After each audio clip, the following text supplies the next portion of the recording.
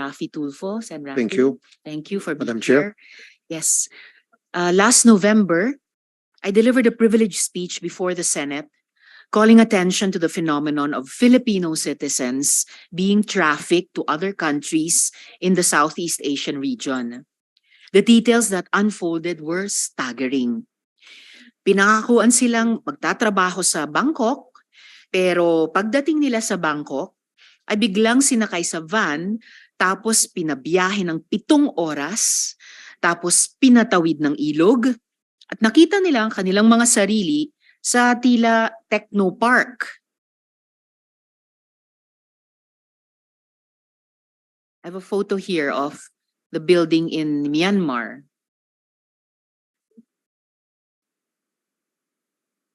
So we'll be showing that. Pero yang tila technopark, ayan, nasa gitna ng kawalan. Karimari-marim ang mga kwento. Sinasaktan, kinukuryente, ginugutom, pinapag-push up sa kainitan ng araw at hindi sinisweldohan pag hindi nakaka-scam. After facilitating the rescue of Filipinos in Myanmar with the timely assistance of the Department of Foreign Affairs, dinagsa kami ng daan-daang mga panawagan para sa saklolo. Kung hindi galing sa mga mismong biktima, galing sa mga mahal nila sa buhay. May isa halos mamatay na dahil sa pang-aabuso sa kanya. Hindi siya papayagan na makauwi kung wala siyang ipapalit. Bukod sa mga pasakit na dinanas ng ating mga kababayan, lumantad din ang kasakiman ng iba. At binuking natin ang iba't ibang mga creative na paraan ng human trafficking papunta sa mga scam hubs na ito. Nalaman natin yung kwento ni Paulo na pinagpanggap na store attendant para di dadaan ng immigration. Ito yung fake ID ni Paulo sa Wellmanson store.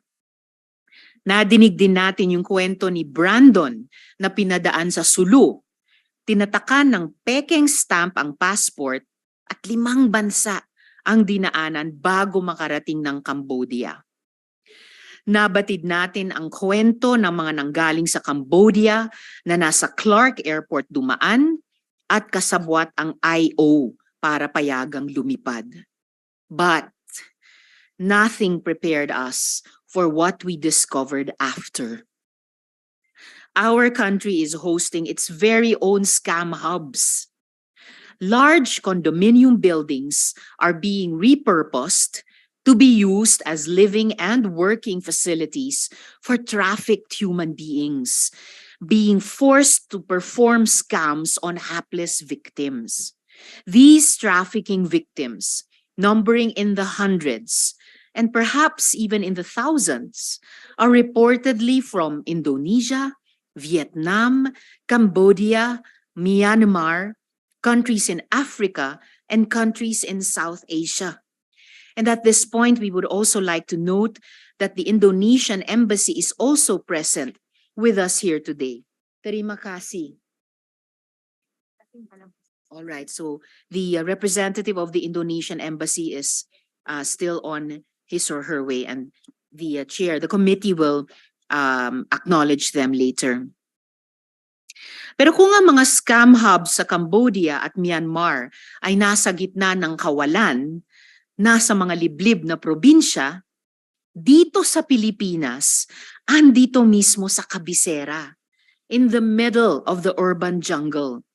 Ang isang building na tutukuyin ko mamaya, 15 minutes away only from the airport, and probably 10 minutes away from the Philippine Senate. Right under our very noses, a humanitarian crisis is taking shape. A mass of desperate humanity. Human beings of the world are being hurt, abused, and used in order to perpetrate fraud. Nananakit ng kapwa para manloko ng kapwa. Later also, we will be hearing from a policy expert, Dr. Alvin Camba, who will help us tease out links between these scam hubs and the Chinese syndicates behind online gambling. Ang mga scam hubs ba na ito ay parang mga tiyanak na pinanganak ng POGO? Nag-evolve ba ang mga online gambling hub outfits dito into scam hubs dahil mas malaki ang kita? O ito ba ay diversification of revenue streams? Before I proceed to calling on the witness who will share his first-hand account on what it is like in these scam hubs, I would like to ask my fellow senator, Sen. Rafi, if he has an opening statement. Thank you, Madam Chair. Good morning, Madam Chairwoman, Senator Risa Hontiveros, and to all the resource persons present in today's joint committee hearing. Today's officially our third committee hearing to tackle this issue of human trafficking. Based on current updates, allow me first to commend the efforts of the Department of Foreign Affairs in successfully rescuing 8 of our kababayans who fell victims to this atrocious crime last February 14, 2023.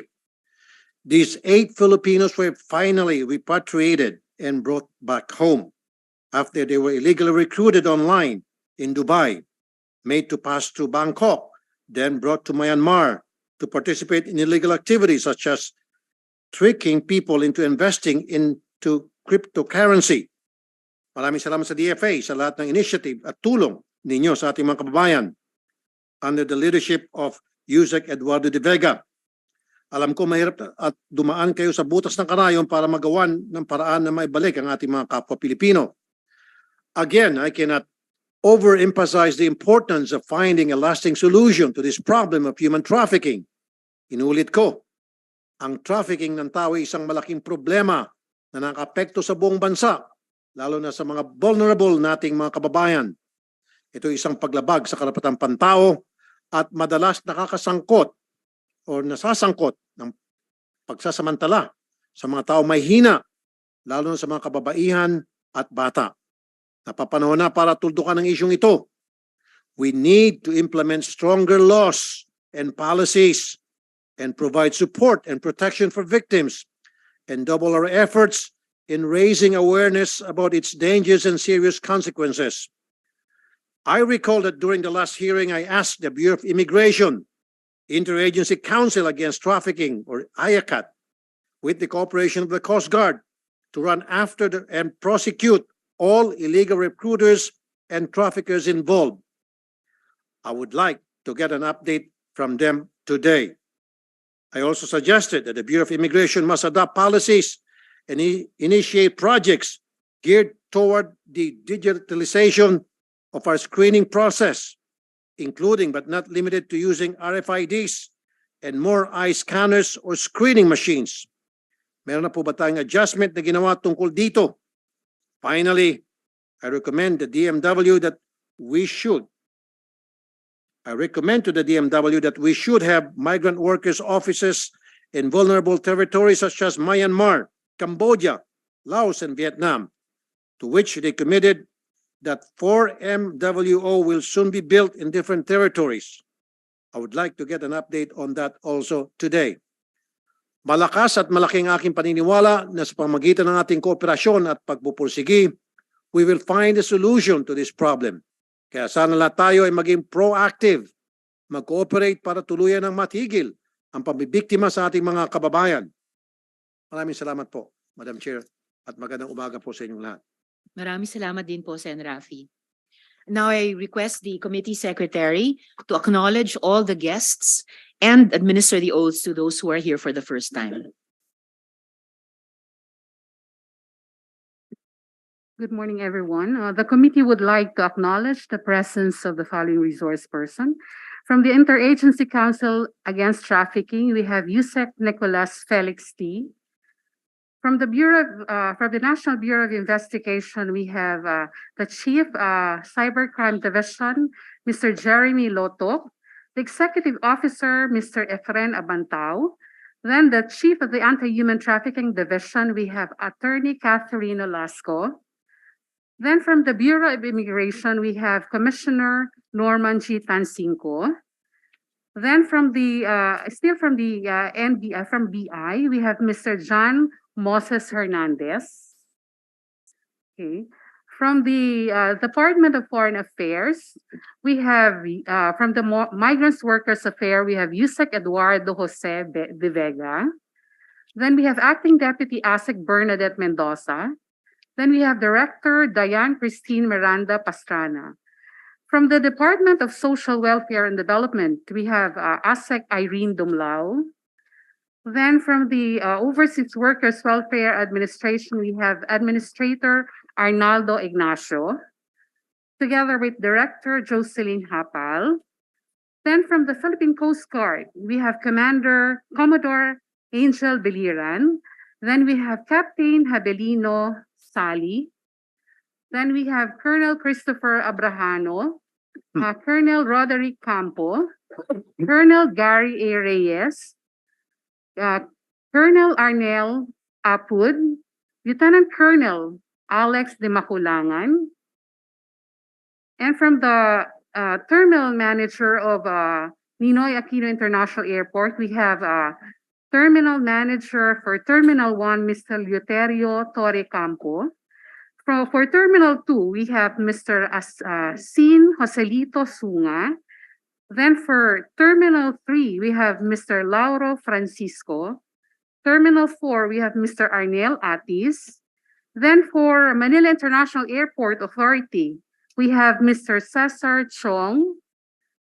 We have Mr. Brian Anderson Co. Then we have Mr. Rafael Sigular. Then we have the AGM for security. We have Brigadier General Manuel Gonzalez. Then for Luzon International Premier Airport Development Corporation, we have Attorney Manuel Joseph Franco. Then Mr. Dante Basanta. Then Miss Marites Flores. Joining us online for Facebook, we have Mr. Rob Adams.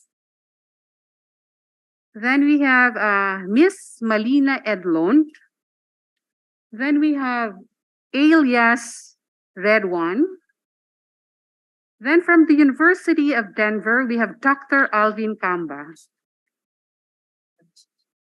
Then we have ASEC Francisco Ron de Guzman from the Department of Migrants Workers. May I request everyone to please stand up and raise your right hand. Just those who are here for the first time, please.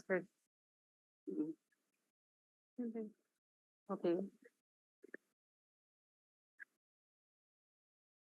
Please raise your right hand and repeat after me. I, please state your name, do solemnly swear that I will tell the truth, the whole truth, and nothing but the truth to this committee.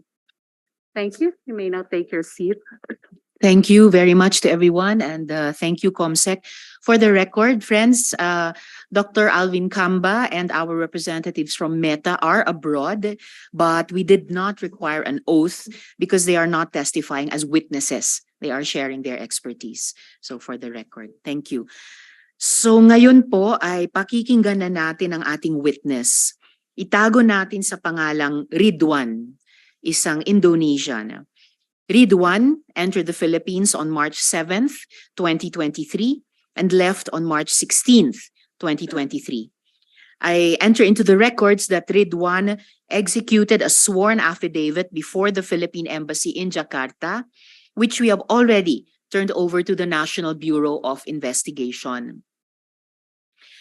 Ridwan has also been administered an oath before the consular office in our embassy in Jakarta, and he has sworn to tell the truth, the whole truth, and nothing but the truth.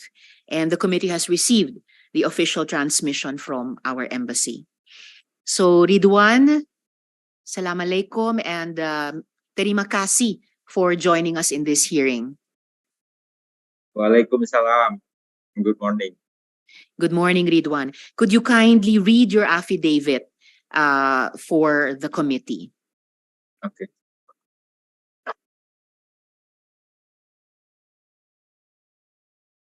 I found the job and from a post on Facebook in the fourth week of February, perhaps on February 23 or 24. The job description was digital marketing. Also in my mind, I believe it to be online gambling. I replied to the Facebook and then I was told to the contact a Telegram account. We continue our communication in Telegram. The requiter name is Arfian Juliani and their nationality is Indonesian. After I agreed to accept the job offer, Afrian Juliani prepared my flight arrangement and sent my ticket. I flew to the Philippines from Jakarta on March 7. Ridwan, could you move closer to the mic so we can hear you better? Hello? Yes, that's better. Please just speak closer to the mic so we can hear you well. Okay. A little Terima past kasih. midnight, aboard Cebu Pacific Air.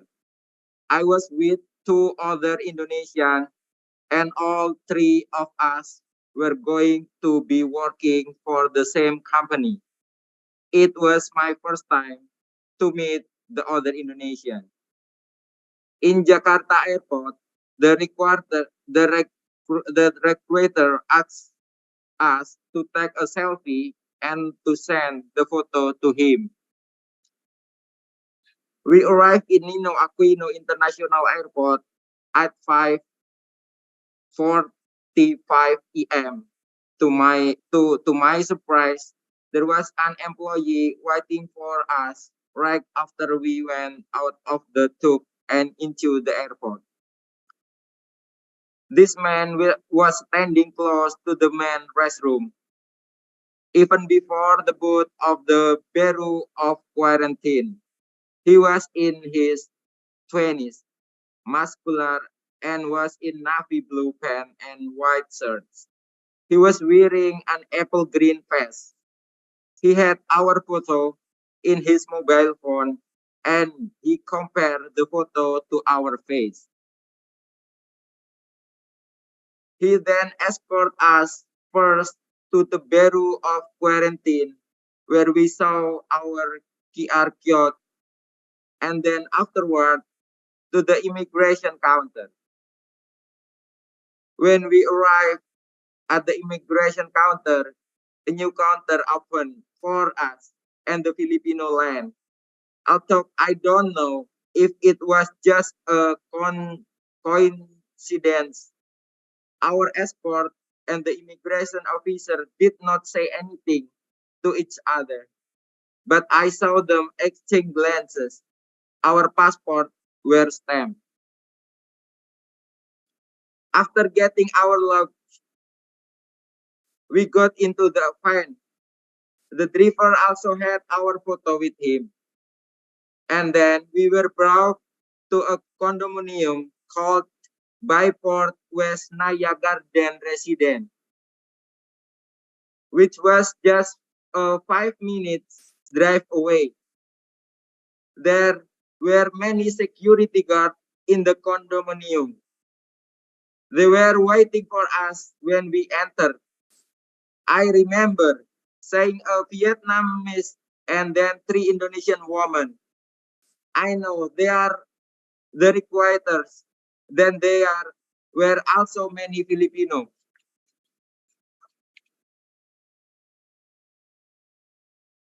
The Vietnamese requiter and the Filipino woman employee was positioned, I don't know, made me sign what they said, what the contract. But they did not give me time to read the contract. We fell under pressure because the situation feels scary. There were CCTV cameras everywhere, and there were many people around. I signed a blank paper. I was given an identification card to use in the area where we sleep, the area where we work, and the canteen. Then they took my passport from me. Afterward, I was shown where I would be sleeping in one studio room. 7 male Indonesian were staying. The water is on only for 2 hours in 24 hours. Based on my observation, there are hundreds of Indonesians in the condominium alone. However, there are many other nationalities there as well. I saw many black people, but I was not sure of their nationality. I was told by the recruiter that our main boss was Chinese. On the third day, we start working. We were each given an old iPhone and a laptop. Our office space housed 20 Indonesians in the same room. The supervisor is a black man. I was told he is from South Africa and a Chinese. They explained it that we first have to create a social media character. This social media character has to be a woman who reads, who is young, who is smart and successful. We need to find and grab photo online that we can use. Basically, we were instructed to steal the identity of the other people and use their identity to scam target. Our target are our fellow Indonesian. We find them on Tinder, Facebook, and Instagram. Then, after our target fall in love with us, we make them invest in cryptocurrency. We need to get money from them and scam and at least to target amount. When we do not get victim, we will get punishment. My impression is that many employees have their salary withheld from them. Our salaries are supposed to be 80,000 pesos a month. But the employee who were there before me keep begging me for instant noodles and even cigarettes. I also know that there are secret areas where employees are punished and even electrocuted. There were so many security guards all over the place. Based on my observation, the world Byport West Naya Garden resident is using for scamming. After 4 days, I realized that I can't stay there anymore. I lied and sighed, I'm sick. I told the boss from South Africa, I cannot work here. He told me I need to pay back what the company spent. I paid 100,000 pesos. I leave the compound on my 13.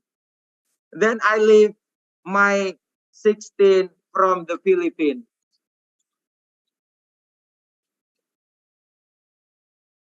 I am voluntarily executing this affidavit for the purpose of assisting the Senate Committee investigation on human trafficking to scam youths and for any purpose that may help in law enforcement operation again. This scam youth and the rescue and protection of trafficked individual, especially my fellow Indonesian. In witness where I have Hurento signed my name below this, 17 April 2023. At the Embassy of Philippines in Jakarta, Indonesia. Terima kasih, Ridwan. Thank you very much for executing and now reading your affidavit to the committee. So just to confirm, you arrived in the Philippines on March 7, correct? Yes. Yes. And your flight out was on March 16, 2023. Is this correct? Yes. Yes. As you are covered by the oath now, for the record, this corrects for the record a date error on the affidavit where the flight out was indicated as May instead of March. So it's now correct as March 16. Now, Ridwan, in your statement, you said that the three of you, Indonesians, were met by a man in navy blue pants, Yes. a white shirt, and an apple green vest, and that this man had photos of you on Yes. his phone. Ridwan, are you sure that he had photos of you? Yes, I'm sure. You're sure. Did this man say anything to you and to No. your companions? No. No. He don't talk anything. They just give instruction. Okay, so he did Yeah. not say anything to you. Yeah. Now, do you recall, Ridwan, do you recall if the other passengers on the flight, aside from you, 3 Indonesians, were the other passengers on the flight also met by a Filipino man in uniform? Or was it just your group of No. 3? Just only 3. Just Me. only Yeah. you 3. Okay. So at this point, Ridwan and friends, I will now ask the Bureau of Immigration. Sir, Commissioner Tansinko, what airport employee is dressed in navy blue pants, white shirt, and an apple green vest? Is that someone from the BI? Sino po ang may ganitong uniform? Good morning, ma'am. Good morning, Senator Tulfo. Morning, sir. The uniform of the Bureau of Immigration is black. I would like to request an immigration officer in complete uniform. So this is our uniform, ma'am. I see, sir. I believe, Your Honor, it's the MIA who can identify what office is using that particular uniform identified by the witness. Thank All you. right. Your Honor. Thank you, Commissioner. I will do that immediately now. But so for the record, wala pong BI employee na nakaganyang uniforme. Yes, ma'am. Yes, the uniform is the one shown by the gentleman behind you in black. Yes, ma'am. All right, sir. And then before I ask the MIAA, my staff found this online. So this photo, Ridwan, can you see the photo? Is this similar to what you saw, to what the man who approached you was wearing? Yes, but different T-shirt. He wearing the white shirt, shirt, not like that. White shirts. All right, white shirt, not Yes. Not navy. so white shirt, not blue or black shirt, but the Yes. vest, was it like this apple green vest? Yes, I remember. He wearing apple green. Recording in progress. Thank you, Terima kasih, Ridwan. And the pants, was it this similar black pants in the Yes. photo? The pen is same. All right, so you remember clearly the apple green vest and the black pants like in this photo. Madam Chair. So yes, can I Sen. put in? Rafi, of course. Okay, can I ask Mr. Ridwan, and he identified that the guy who approached him was wearing a green vest. Did you notice that the green vest has the words airport police at the back of the vest or in front, just like in the picture, sir? Yeah, but I don't see airport police in this in his what I said. Okay, so there was no Yeah. print, Yeah, no print that says airport yeah. police. Okay. I'm not Is seeing. there any print that you notice that you remember in the vest, the green vest? And Yeah. was he wearing an ID? No, I'm not seeing. Not wearing an ID. Kasi, Madam Chair, hindi naman pwede makapasok sa loob ng airport ang isang tao kahit na naka-green vest siya kung wala siyang ID. So the ID is very important sana. That's right, Sen. Rafi. And Ridwan, did you see the back of the man who approached you, who was wearing a green vest and black pants? Did you see his back?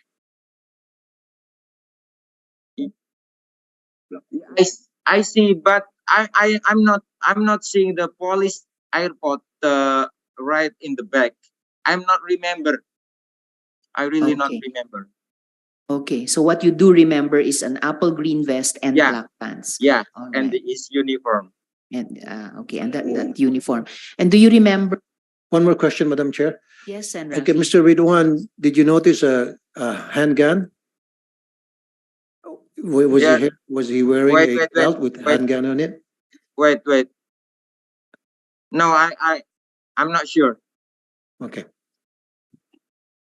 Go ahead, Madam Chair. Thank you, Sen. Rafi. So I'll ask the MIAA now. Will it be Mr. Chong? Thank you, sir.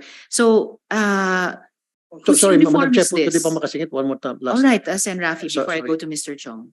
Okay, Mr. Ridwan has the date written here, February 23 or 24.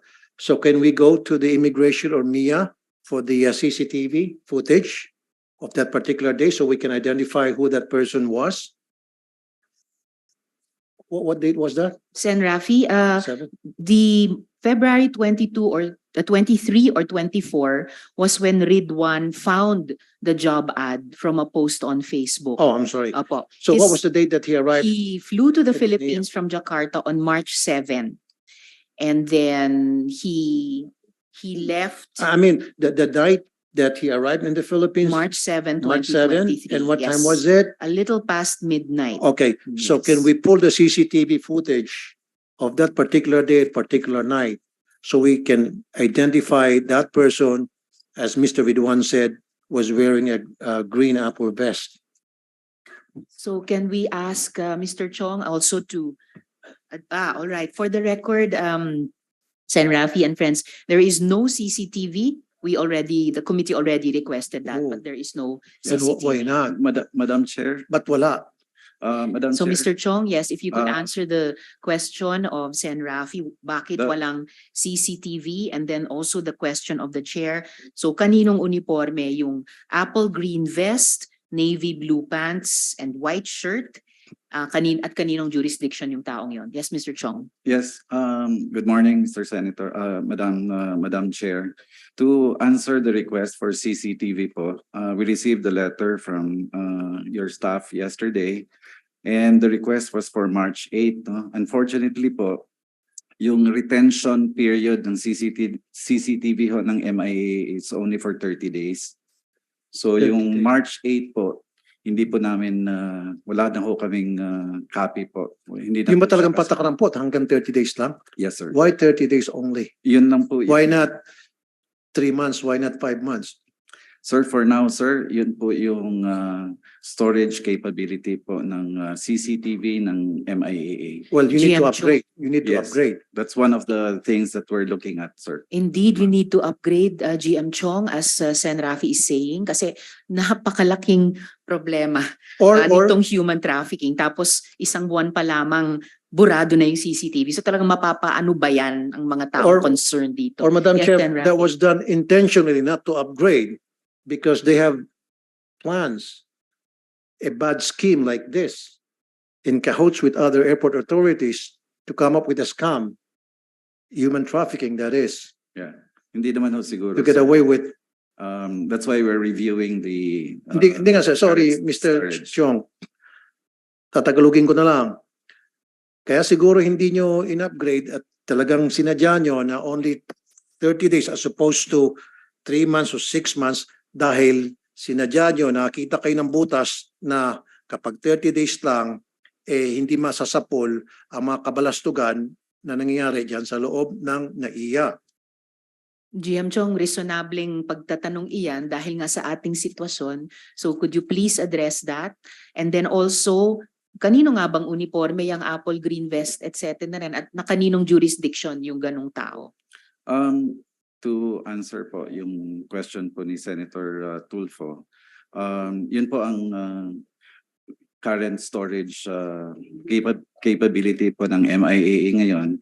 Pero pagbalik po namin, talagang i-review po namin yung policy and how much is the requirement po para ma-increase po yung storage. No? So isa po yun sa mga action item natin. And also, Mr. Ridwan did mention that the guy was only wearing a green Apple vest and there's no letters in it that says from what agency he's working with. And at the same time, Mr. Ridwan did say that he wasn't wearing an ID. And I know before you can enter NAIA, you have to have an ID, a pass or anything, a sticker at least pasted on your chest to identify yourself from what agency you're working with. In this case, this guy wasn't wearing anything, wasn't wearing an ID with a vest with no identifying marks from which agency he is from. Tama po kayo, Why did that Senator. happen? Tama po kayo, Senator. Talagang hindi po dapat nakakapasok yung mga either employees or Okay, dapat din visitors. nakapasok. Then who's Hindi dapat responsible of guarding the airport? Is it the MIA? Sa MIAA po yun. Then Pero- you guys are not doing your job. Because if you're doing your job, then dapat din nakapasok sa loob ng airport yung taong yun. Yun po ang maganda sanang ma-investigate po namin, sir. Kaya lang po ang problema yung CCTV nga po, hindi na ho natin makita. No? So, yun po ang inaano ho namin sa security namin na intensify ho yung pag-check ng mga pasahero or pag-check ng mga employees. Pero sa absence ng CCTV po na ganoon, at least based on the affidavit of Ridwan at yung photo na nakita ng staff ko online, kaninong uniforme yung ganyan? Yung dinescribe niyang navy blue pants, white shirt, and apple green vest. And based dun sa kaninong uniforme iyan, na kaninong jurisdiction yung taong ganyan? Halos lahat po kasi ng mga employees ng airport, ginagamit po yung safety vest na apple green. So yun po talaga ang normal na parang jacket or vest, no? As part of yung uniform po, lalo na sa mga ground handling employees. Pero so far, ma'am, yung wala ho kaming ground handling employee na naka-white shirt, blue pants, tsaka naka-vest, no? So yun po yung medyo mahirap pong ma-determine kung anong agency po siya. Kung halos lahat po sa loob ng NAIA ay naka-apple green vest, pero walang naka-navy blue pants o walang naka-white shirt. So, but for all those personnel who are wearing apple green vests, na kaninong jurisdiction po sila? When we say jurisdiction, ma'am, marami ho kasi tayong mga employees sa MIAA, no? May mga ground handlers tayo, may mga airline employees. So lahat po yon under po yon ng MIAA yung sa pag-issue po ng access passes sa kanila. You know what, Madam Chair? Because I've been in and out of the country using NAIA 1, 2, and 3. Most people inside NAIA who are wearing the green vest are people from the MIAA, not from the PNP. Especially Mr. Ridwan did say that he didn't notice any identifying marks printed on the jacket of that guy. So that should be the responsibility of MIA. I would suppose that this guy, whoever that guy was, is a member of MIAA. And that's the reason, based on the affidavit of Mr. Ridwan, when he passed through the immigration, this guy and the immigration just winked at each other, and lo and below, he was able to go through. So let's follow that line of questioning of yours, Sen. Rafi, with and Ridwan, for your information. Okay, before we move to the immigration officer, kasi nandito rin po ang IO na nag-stamp ng passport ni Ridwan. GM Chong, hindi po ba pwedeng i-check yung, say, employee register o kahit yung Bundy clock on March 7? sinong naka-assign nung araw na yon para i-narrow down lang natin, para hindi natin iniisip lahat ng MIA employees who were all wearing apple green vests on that day. Pwede po ba sa employee register o sa Bundy Club? Papacheck po namin, ma'am. And then we'll Alright. submit to the committee po. Please do that. Thank you.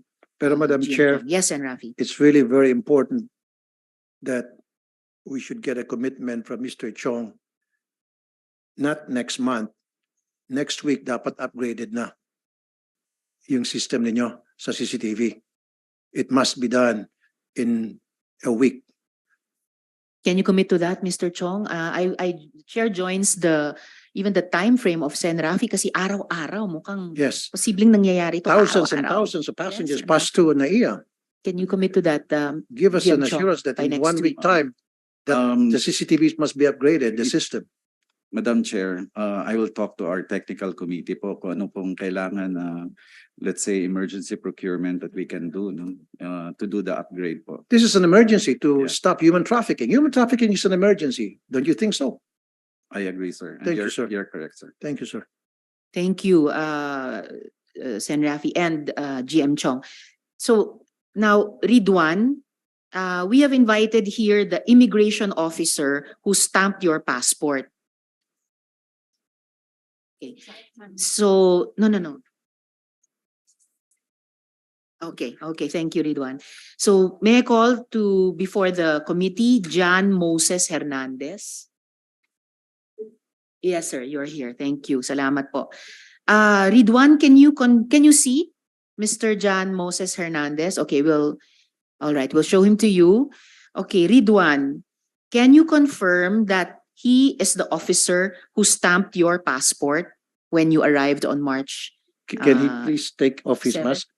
Mr. Hernandez, pakitanggalin lang po yung mask. Salamat po. So, but Ridwan, when he stamped your passport, he had his mask on. Wear it again. Sorry, Mr. Hernandez, pakisuot muli.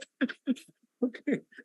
It is familiar. Salamat po. All right, Ridwan, can you confirm that he was the officer who stamped your passport? He is familiar, but I'm not sure he is. All right. Yes. Although you're not sure, he looks familiar. Yes, familiar, but I'm Oh. I'm not sure. Please speak closer to the mic so we can hear you well. Yes, he is familiar. All right. So, though you are not sure, he looks familiar. I'm not sure. It's like one month ago, right? What is that? Please repeat.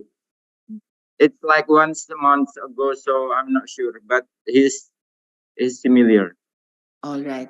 So,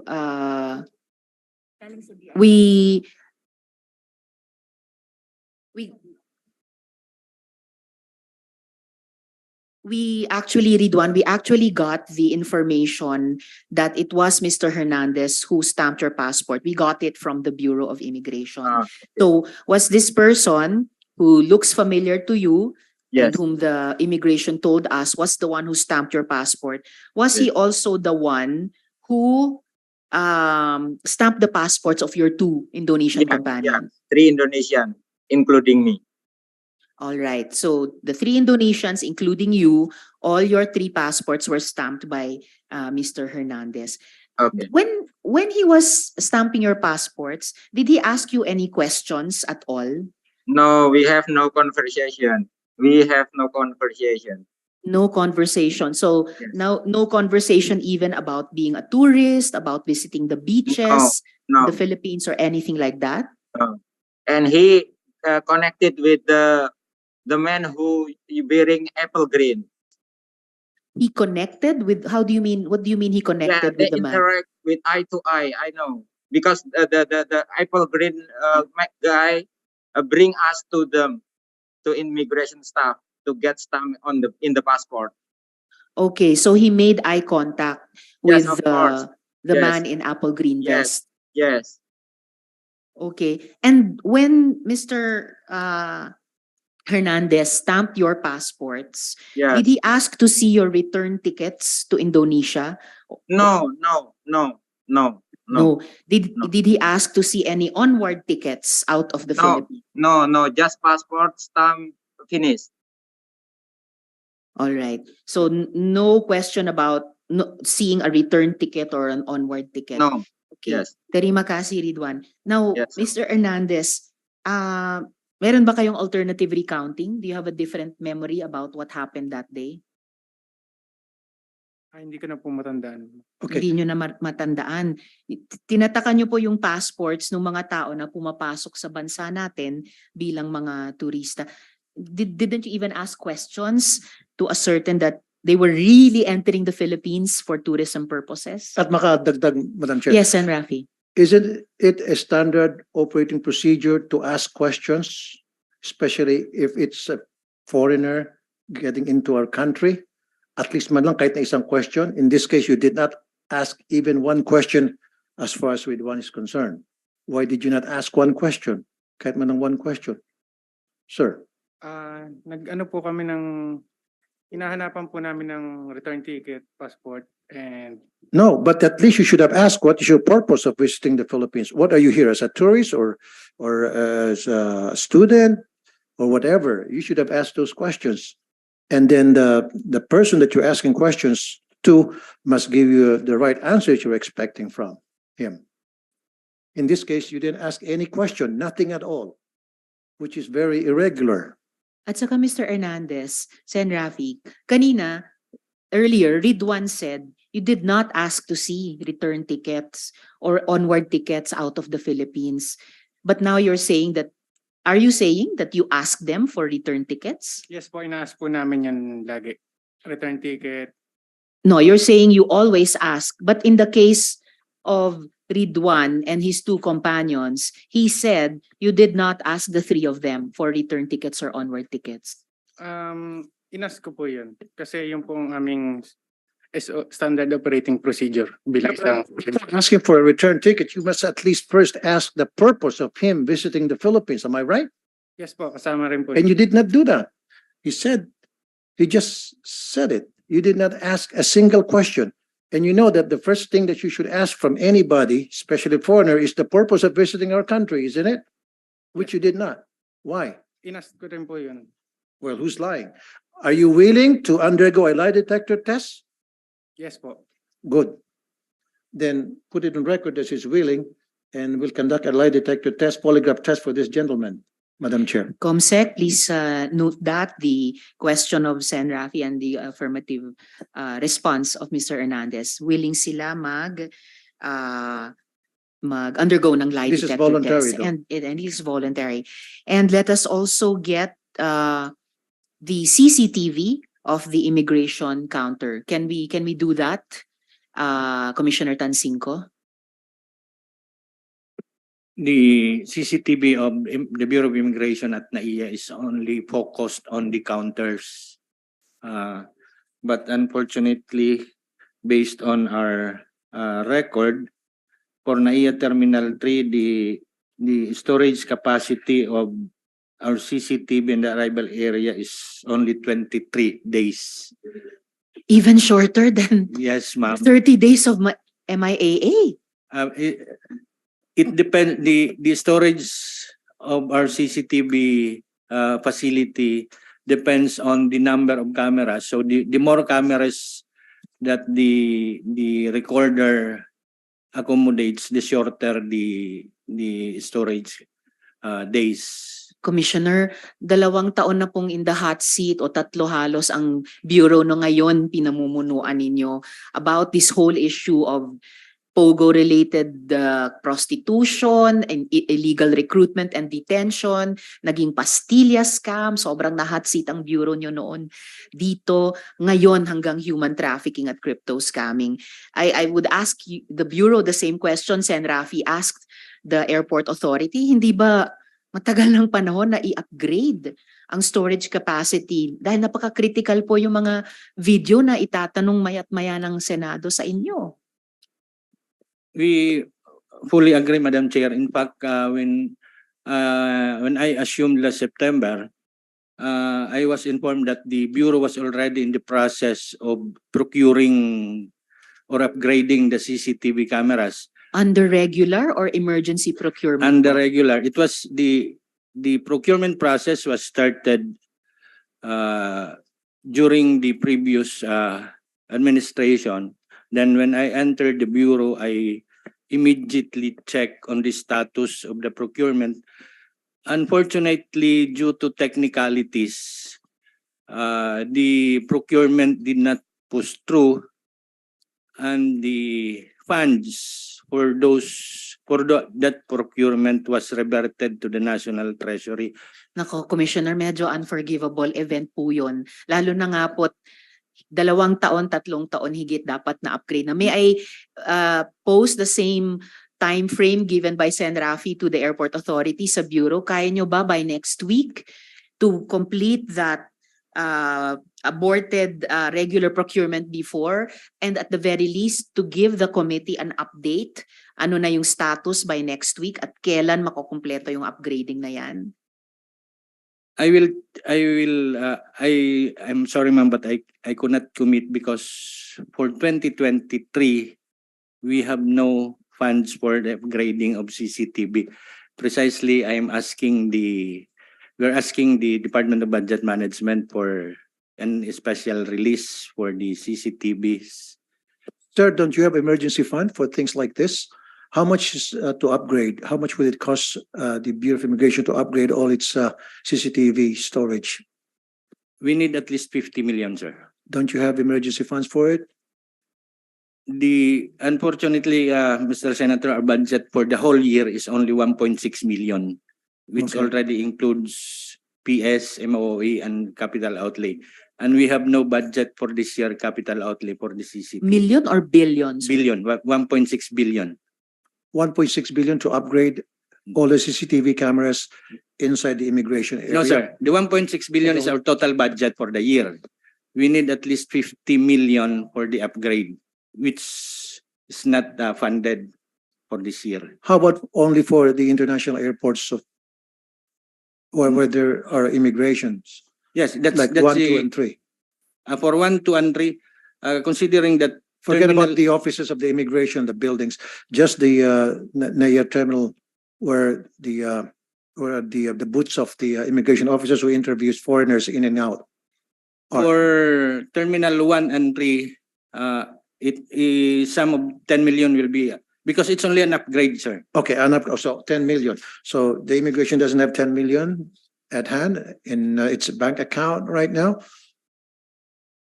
We have, but it's not allocated for that purpose, Your Honor. Is there a way through the Senate legislation or whatever? Can O yun ba yung subject ng inquiry nyo sa DBM, Commissioner? Yes, Your Honor, if the DBM will allow us to realign or to amend Do our... we have a member of the DBM from here, in this I hearing right think now? not, Sen. Rafi. Pero when will DBM soonest reply to your request, Commissioner? To be honest, ma'am, we have not yet received a reply, but we'll update the committee, ma'am. And could you, or before updating us, could you please, Commissioner, could the Bureau tell the department na inaapura ng Senate Committee itong pag-upgrade ng CCTV equipment systems nyo? Because you cannot even provide us the Bureau cannot even provide us critical video sa aming mga investigation to stop this human trafficking and crypto scamming. Yes, ma'am. In fact, Sorry, Sarah. Siguro, Madam Chair, we can help. Siguro tayo sa Senate and then them, sabay-sabay tayong tumawag sa DBM para mas mabilis yung proseso, para agad-agad maaksyonan yung request ng BI tungkol doon sa 10 million na aprubahan, ma-realign yung budget para doon sa upgrading ng storage ng CCTV cameras nila sa mga NAIA. thank Yes, you, Your Sen. Honor. Rafi, Airports. the chair will do that. So please, Commissioner, Yes. within this next week, let's get a firm, let's get a status update and a firm commitment from DBM if and when they may accede to your request. 10 million. No, I mean, it's sobrang value for money kapag naibigay po yung 10M sa inyo for this purpose to stop this, not just monetary, but iba't ibang forms ng human suffering na dulot nito. Yes, ma'am. And just for the information of the committee, Your Honors, I have instructed our Bid and Awards Committee that any procurement for the airport facilities should be emergency procurement. Unfortunately, we received feedback that we have to request from the GPPB that we be allowed to we be allowed to procure under the emergency procurement process. Nag-request na po ba kayo sa GPPB? We made already inquiries, but the feedback that we're getting is that the authority to procure under emergency process, the authority is issued longer than the regular bidding. Well, in any case, meron na po tayong at least isang concrete action na gagawin vis-a-vis yung DBM. Pakitrabahuhin nyo yung GPPB. Let's move on from there. Pero by next week, dapat po materially na iba na po yung sitwasyon sa Bureau in terms of yung pag-upgrade, soonest na pag-upgrade ng CCTV system nyo. And in any case po, Commissioner, even before the CCTV is needed, ang first or last line of defense na mga kababayan natin going out, and our first line of defense against any possible potential victims of human trafficking into the Philippines, even before the technology, should be the personnel, the human beings, yung mga IO natin tulad ni Mr. Hernandez. So hindi po ba na pag may pumapasok sa Pilipinas, tinatanong man lang kung anong pakay nila dito? So don't we even do that cursory check? We fully agree, Your Honor.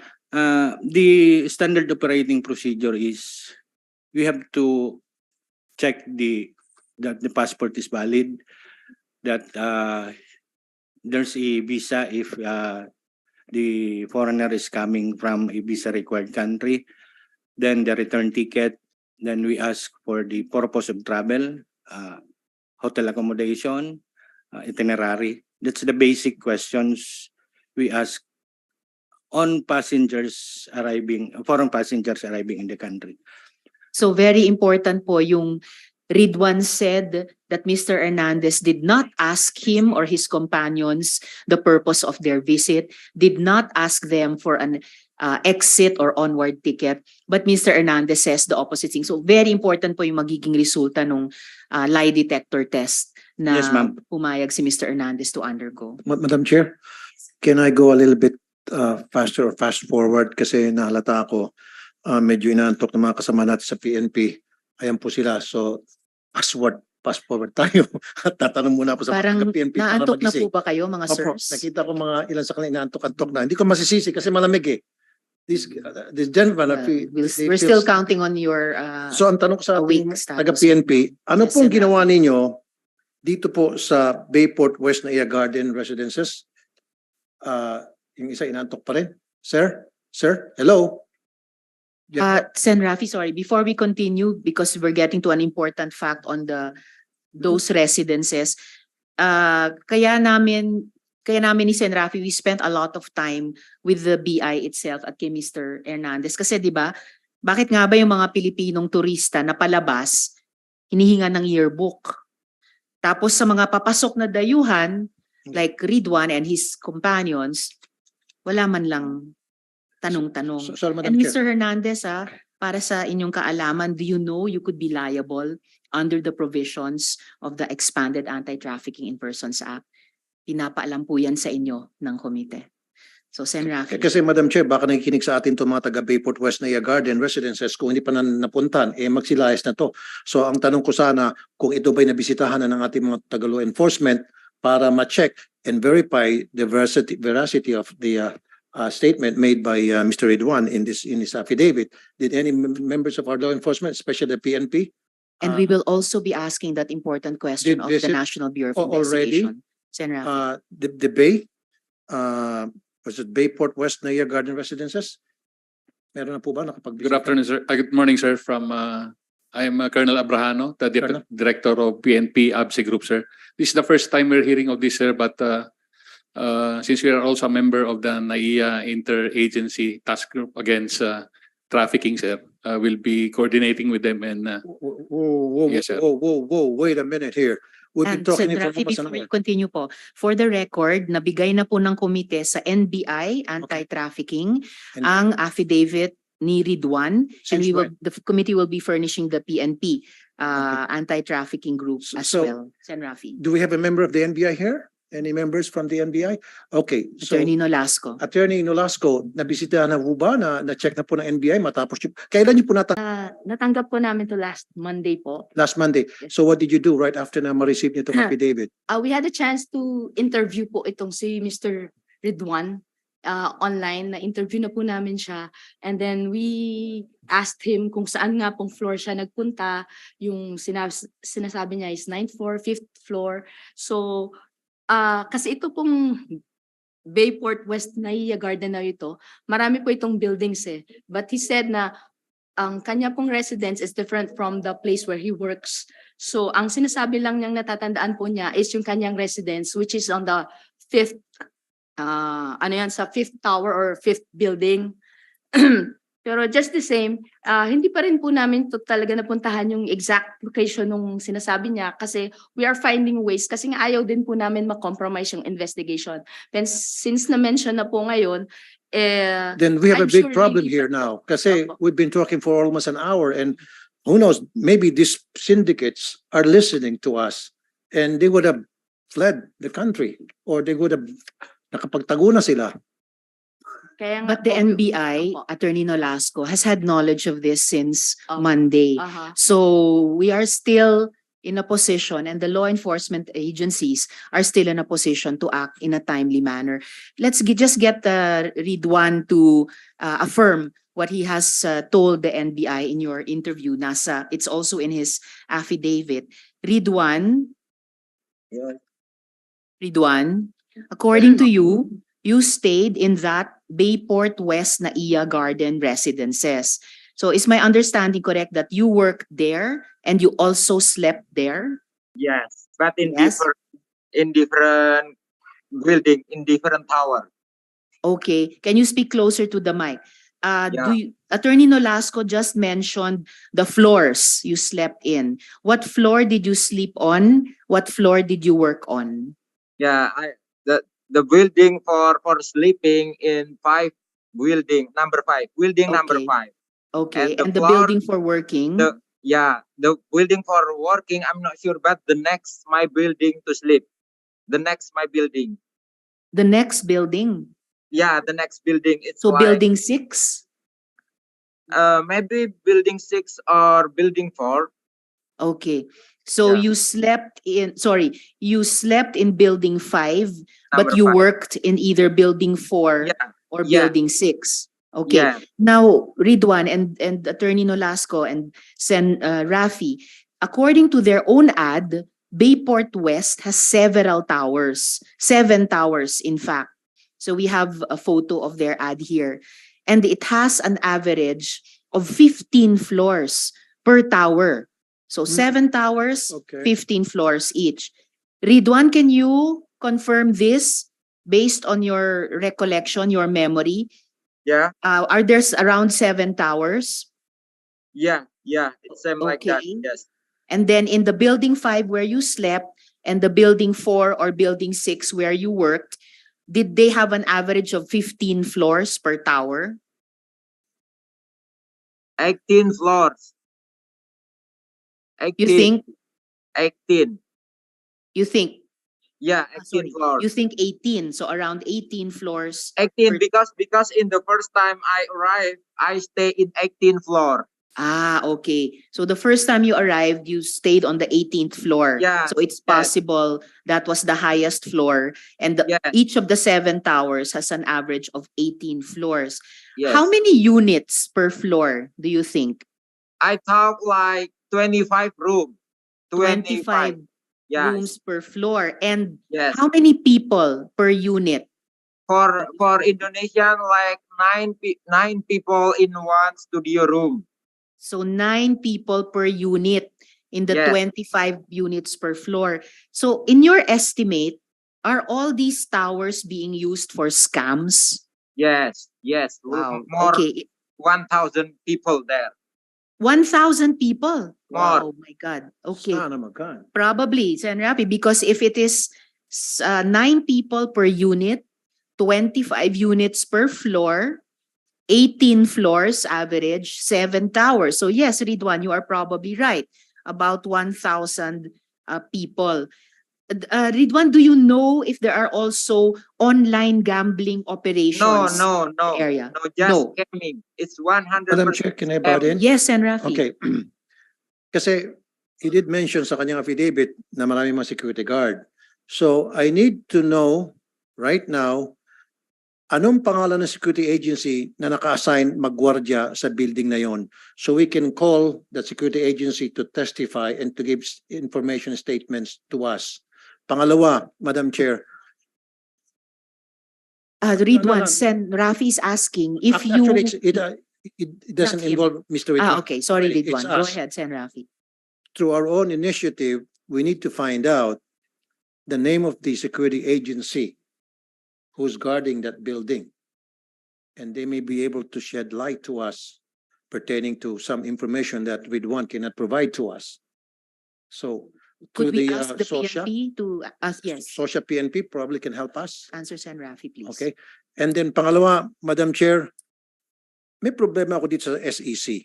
Maybe sa susunod, kailangan yung SEC ma-invite din natin because meron na palang order ang SEC na i-revoke ang building nitong Bayport. Ang incorporation ng Tambo Realty Corporation na may covered ng Bayport West. However, all of a sudden, bumaliktad ang SEC. Una sabi nila, i-revoke, and then later SEC said, oh, no more revocation. Go ahead, continue operating. Why? Kailangan masagutin niya ng SEC.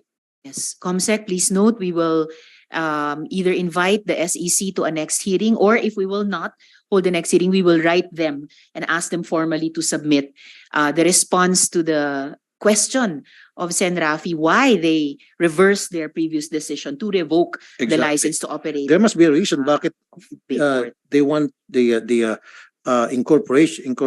incorporation of this Bayport West na Garden, tama? Revoke. And then all of a sudden, babaliktad sila.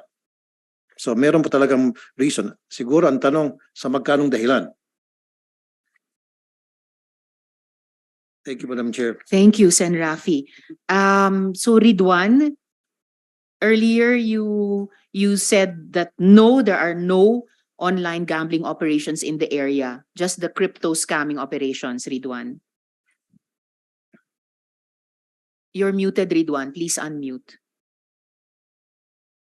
For scamming, no gambling, no game online. Okay. So Ridwan, can you estimate the number of Indonesians living there in the 7 towers of Yeah. Bayport? When I stay, it's like 200 Indonesian, but Wow. until now, they will get more because every day they send many Indonesian. I see. So all the more urgent that our immigration and airport authority upgrade their equipment to prevent, to stop this everyday human trafficking.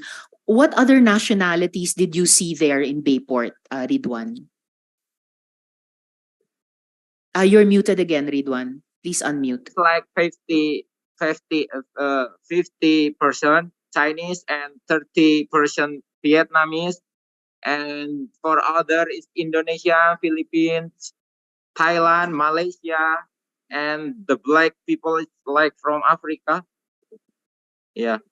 So it's like a part of United Nations already there. A lot of Asian nationalities and Africans as well. Yeah, I like living in the world. And therefore, I have a follow-up question. Yes, pertaining to that. Sen Rafi. Okay. Is there a member of the ICAT here? Okay, Yusek Felix, Nicholas Felix. Magkano pong budget sa yung Intel funds ng ICAT? Is that ICAT? Did I pronounce it right? Right? Yes. Yung ano niya? IACAT, Mr. Senator. IACAT. Okay. The Senate gave us 10 billion confidential funds for 2020. Oh, how much is your confidential funds? 10 million, sir. 10B? 10M, sir. 10 million.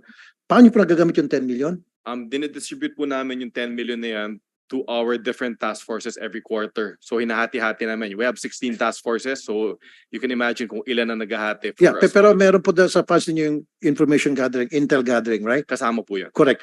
So doon sa intel gathering niyo, hindi niyo man lang nasa poll itong nasa pool man lang sa inyong radar o nalagay sa inyong radar? Itong Bayport West na Garden residence, since 1,000 foreigners are working in that Yes. condominium garden, as Mr. Ridwan said. Itong At least man lang nasa pool sa inyong radar to. itong particular na building na to, no, tong development na to, wala sa radar namin. Kaya lang previously meron ng mga na-rescue ng mga Myanmar nationals last year, no?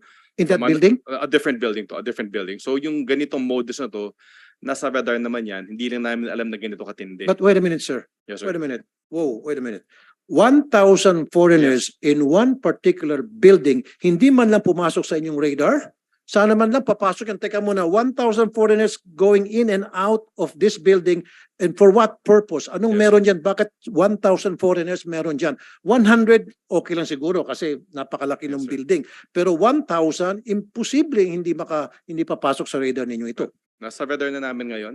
At Ngayon lang. Gagawa namin ng pabenyon, sir. Tapos na, after the fact. Dapat proactive, dapat before. So dapat, sir, magko-concentrate kayo sa isang mga building o sa isang mga lugar na kung saan labas-masok yung mga foreigners. Dapat that should serves like a red flag sa inyo. That Yes, should sir. And something red na- flag talaga, Sen. Rafi, Yusek-T, because kung 1,000 dayuhan sa iisang building, Yeah. posibleng national security threat. yan. Exactly. Something's wrong. Something's going on. That should be, it's a national security issue na dapat tanungin natin kung ano nang ginagawa nyo dyan. Anong nangyari? Bakit sobrang dami nyo dyan? So at least man lang kahit na mga ngamoy kayo, o pwede kayo magpadala ng asset ninyo, Yes, sir. mag-imbestiga, which you did not. Right, sir? Bakit kaya, sir? Yes, sir. Madami namang klaseng trafficking. Ang priority namin for the longest time was OSAEC, online sexual abuse and exploitation of children. At yung problema natin sa outbound natin mga Pilipino. One more question, sir. Kaninong responsibility yun na kapag sa isang building, halimbawa, isang building, hindi na ito, wag na itong Bayport, pero isang building dyan sa Maynila na labas-masok ang sandamakmak ng mga foreigners, kaninong responsibilidad yan na mag-iimbestiga na bakit ang daming foreigners dito, anong meron sa building na ito? Whose responsibility should that be? Or it's something that we can, I'm not sure kung may particular agency talaga na responsibility yung ganitong sitwasyon, no? Hindi, para sa palagay niyo po, sino? Mag-name ka ng agency para yung patawag po namin kung ayaw niyo pong akuin. Pag-isipan po namin, Mr. Chair. Ano, sir? Dapat malaman niyo that's you're the USEC of Mhm. Ayakat and getting an intel fund, is that a confidential fund of Yes. 10 million. So, dapat sir malaman niyo para yung Yes, sasabihin niyo ngayon kung sino may responsibility na yun, papatawag po namin sa susunod na hearing. Pwede namin akuin, sir. Akuin niyo na lang po. Akuin namin, sir. Okay. So, dito po nagkulang kayo. Aminin niyo po. Tama? Mali? Nagkulang po kami, sir. Thank you po, sir. Thank you, Yusek-T. Please keep being as proactive as yung impression po ng komite sa IACAT. Kasi earlier sa mga pagdinig na kinonduct ng Committee on Women, we grew to depend on IACAT. So please don't disappoint us, lalo na't habang medyo coming full circle na po tayo on this particular investigation at mukhang palala ng palala yung problema. So we are counting on IACAT and that the council will not disappoint the committee or the Senate. Madam Chair? Salamat po. Yes, and Rafi. Can I jump in to ask question to our resource person from Meta, Facebook?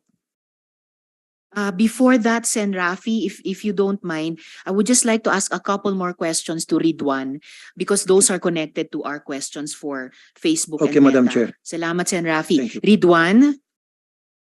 Yes, Ridwan. In Yes. your affidavit, you said that you found the job advertised on Facebook. Yes. Are these how scam jobs are usually advertised in your experience and the experience of others you may have talked to? Yeah, they're not telling it's scam. They're just telling it's digital marketing. Please speak closer to the mic. What Yeah. did you answer? Yeah, they're not telling it's scam. They tell just for digital marketing. Okay. So but you find those job advertisements supposedly for digital marketing on Facebook. Yeah, it's so massive on Facebook. So massive.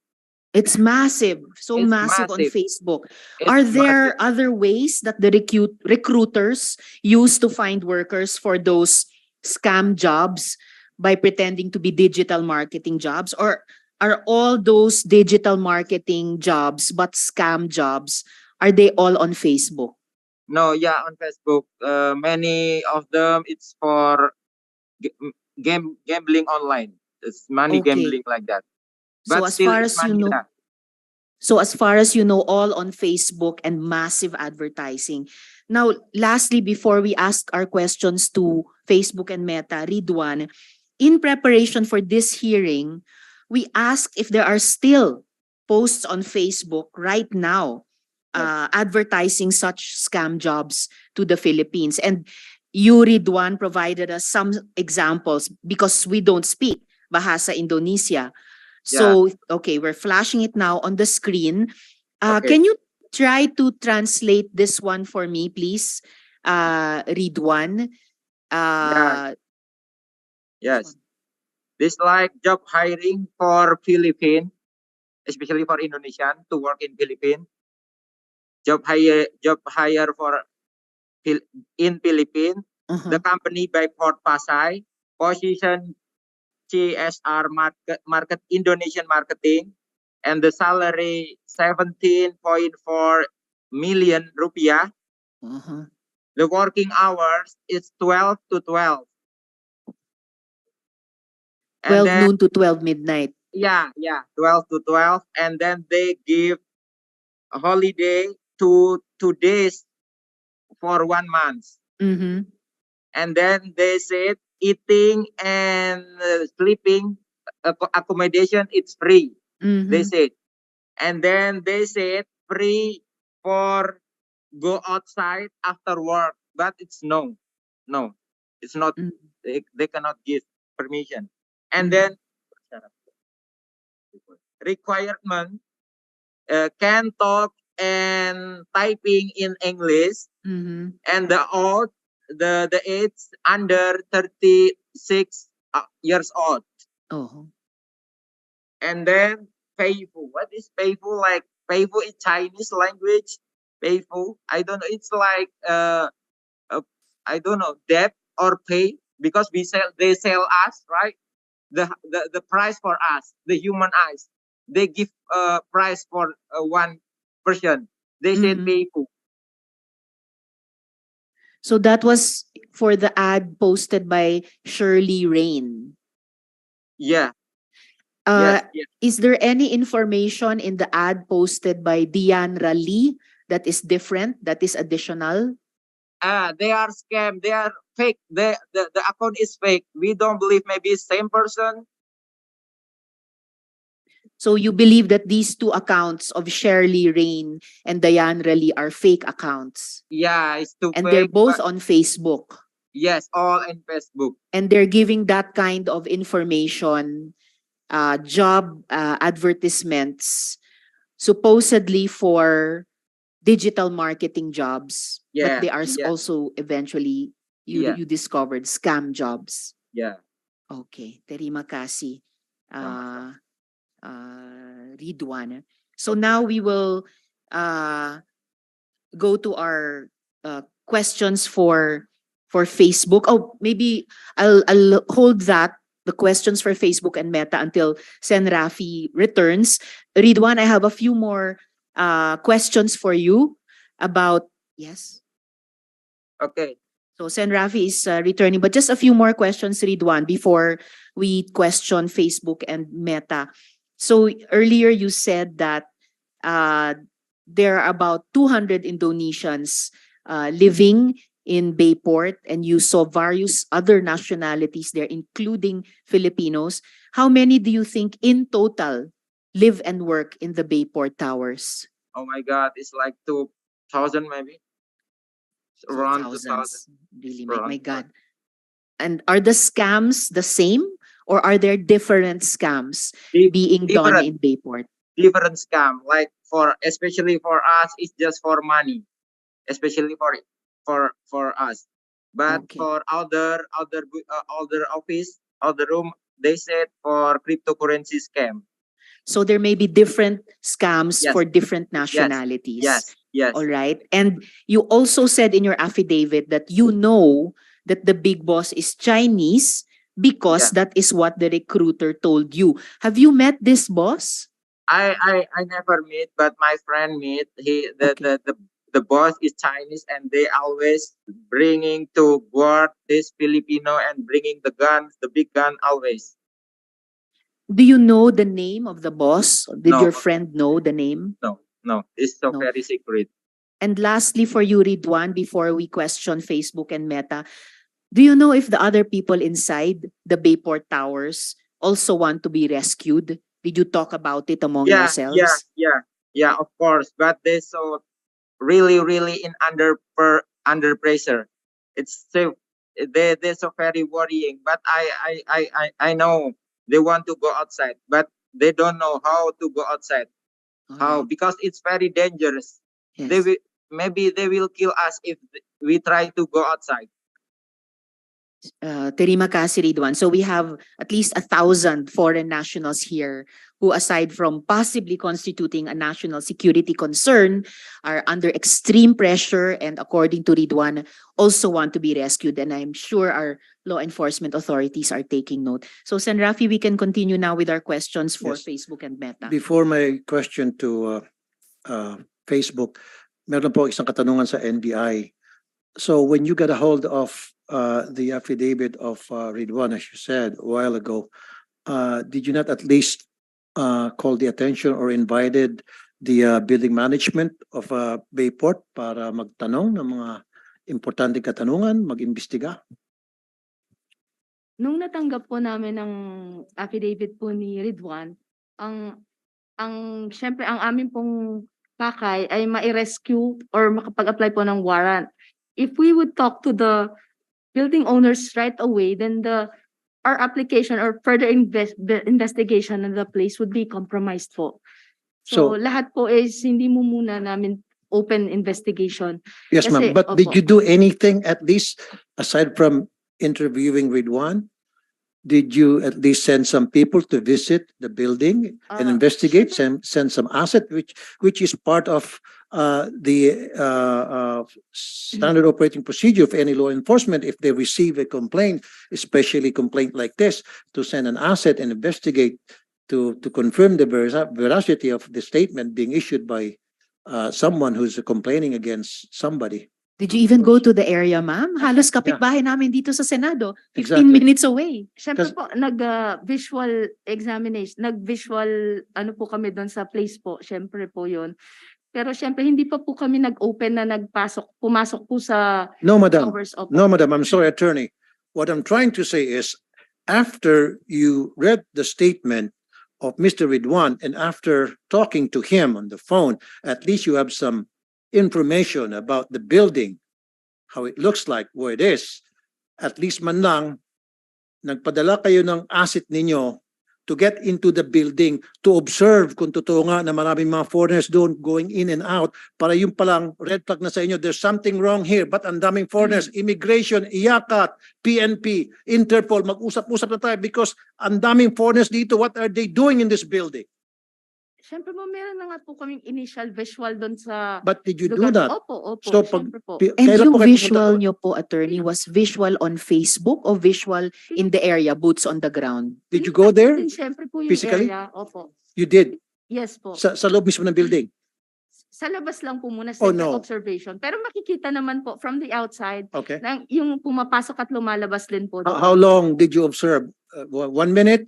Ano, syempre 30 hindi ko na seconds? po 1 hour? yung agents po namin nagpunta doon. Well then, at least mo lang tanongin sa agents nyo kasi kung ako po yung supervisor, sabihin ko, agent, ano mga nakuha mo? Did the agent submit a report to you? Did he Kasi submit a report? confirmed naman po na marami nga pong foreigners na nandun sa Okay. area. So Di ka po there is ibig no sabihin, need so to- he did submit a report to you na marami mo foreigners na going in and out Opo. doon sa building. So hindi man lang nag-serve ng red flag sa iyo na teka muna, bakit maraming foreigners in and out of that building, coming in and out of the building? Sana man lang, agad-agad tumawag na kayo sa immigration, sa IACAT, sa police, sa PNP, para mag-usap-usap kayo. Teka muna, mag-usap tayo mga pare, mga mare, ang dami mga foreigners sa building na ito. Ito'y base sa complaint ng isang Mr. Ridwan. Imbestigahan natin. Yun nga po, we are conducting investigation po. We just received the information po nung Monday.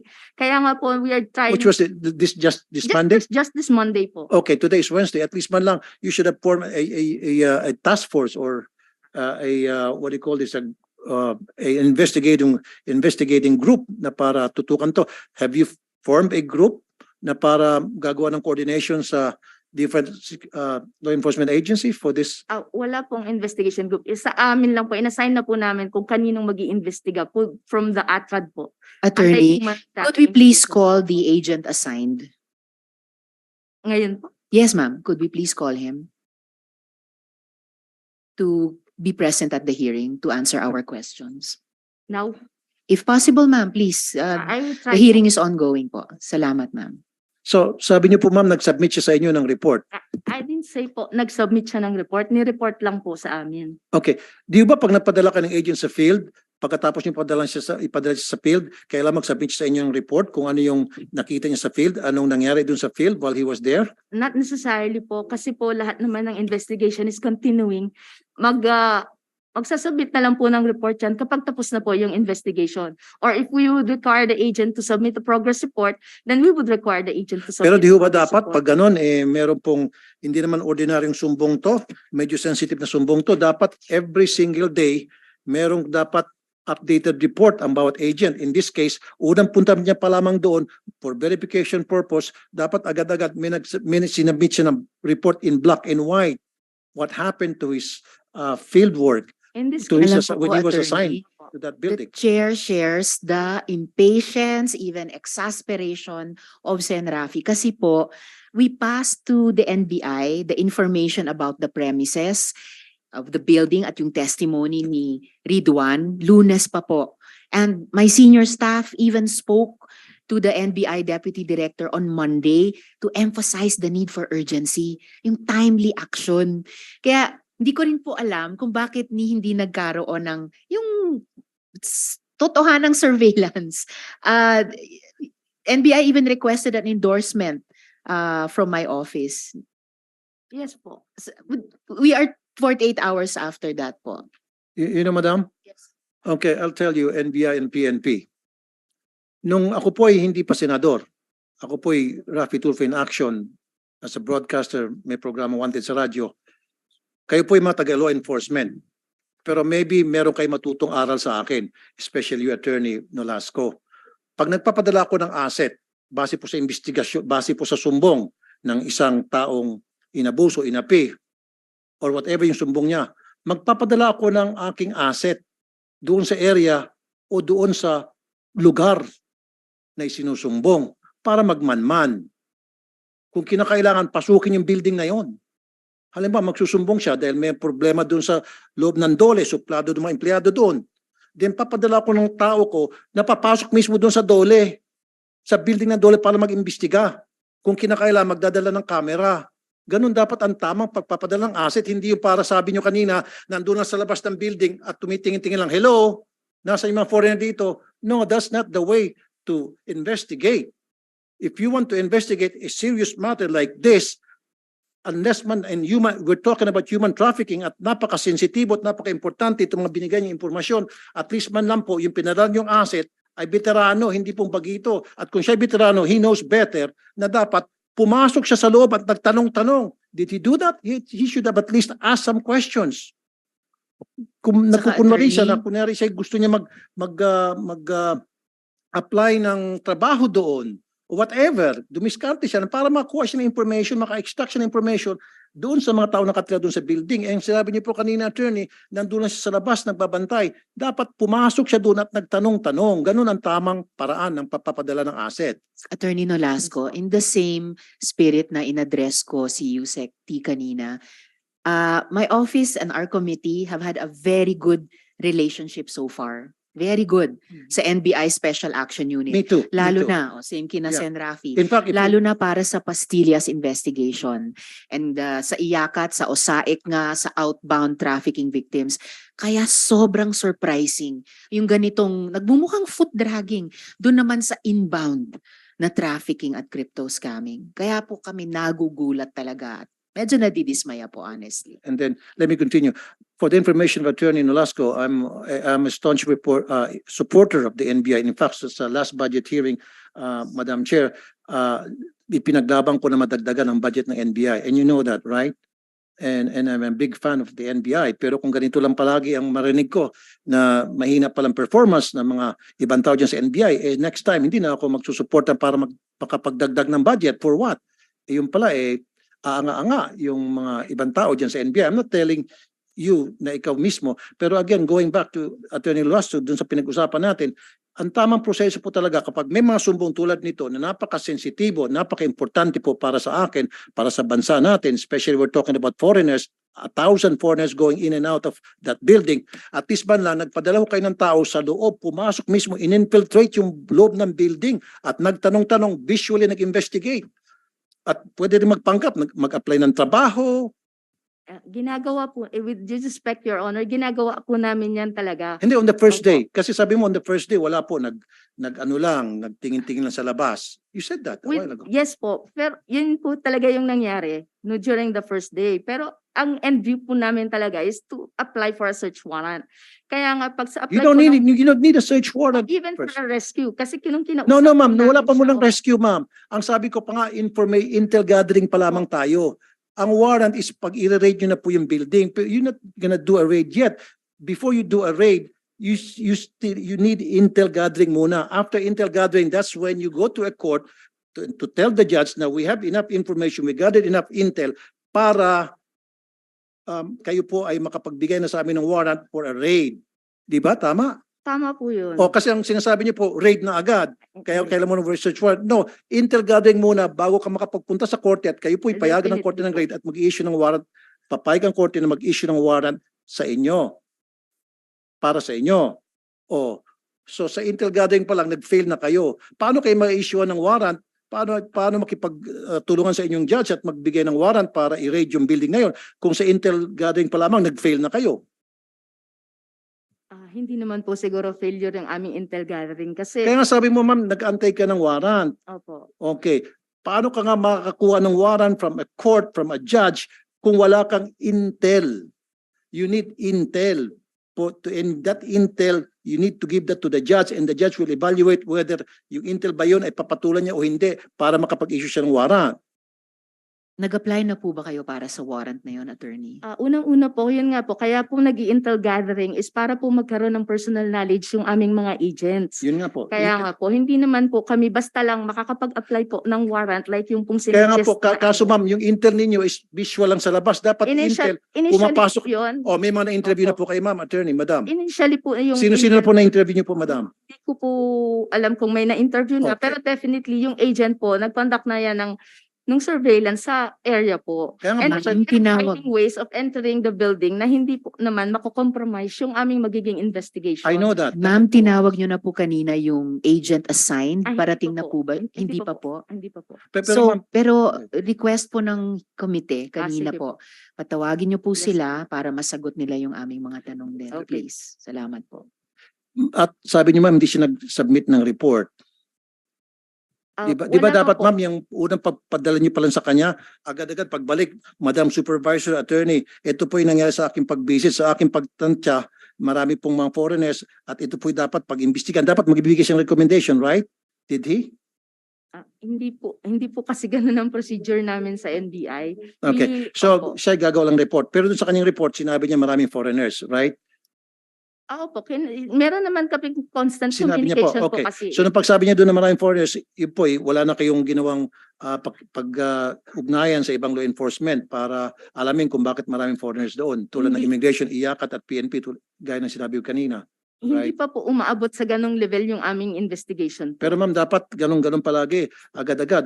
Monday pa po pala pinarating sa inyo ng committee na ito. So, kayo po sa taga-NBI, dapat swift at mabilis po yung aksyon ninyo. Every minute counts, especially we're talking about human trafficking here. Tulad niyan, maraming foreigners. Who knows, baka mamaya nilulusob na yung bansa natin ng mga foreign nationals. Di ba? Because thousands, 1,000 sa loob ng isang building, that's a serious national issue, a national security issue. Don't you agree? Issue, national issue po talaga yan. National security issue. Yeah. 1,000 foreigners going in and out of the building. So anyway, yun lang po siguro ang kailangan niyo pong trabahuin yung make sure. I don't know, siguro ang kinakatakutan ko, kanina pa tayo salita ng salita dito, marami na ikinig sa building na yon kasi live tayo, nagsitakasan na yan. Useless na. Useless na. Well, Really. Sen. Rafi, I wouldn't say naman na yung trabaho, yung ginagawa No, natin ginagawa is tama na. useless. Pero ibig sabihin yung para Opo, tugisin, pero, i-raid yung mga kwarto-kwarto na yon na sinasabi ni Mr. Radwan, wala tayong, yun ang sinasabi ko, useless na, wala tayong abutan doon dahil nakatakas na. sige, tingnan po natin pag, ayan, tinatawagan na ni Okay. Attorney Nolasco yung agent assigned para masagot niya ang ating mga Well, tanong he's- and mabalikan natin ang NBI and the PNP, what are the steps forward. I think it's a good time now to I'll ask the, address questions to Facebook and Meta. So Mr. Abrams and Ms. Enlund, I'd like to show you first your own human trafficking policy. So this is we will show the Facebook human trafficking policy. So we have here the Facebook community standards on human exploitation, beginning with the policy rationale. And in this screenshot, it says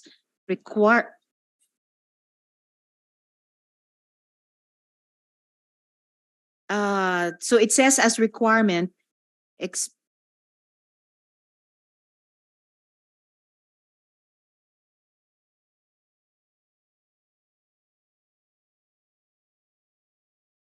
all right. So after showing this Facebook human trafficking policy, now I want to show you this screenshot, which says, Madam Chair, I believe you're on mute, ma'am. I'm sorry, who's speaking? Okay, I thought I heard someone speaking. In this screenshot, it says, as requirement, experience in cryptocurrency and finding clients on dating apps. So what a weird combination, huh? I do not think there can be any doubt that this is for a scam hub. And now this next screenshot,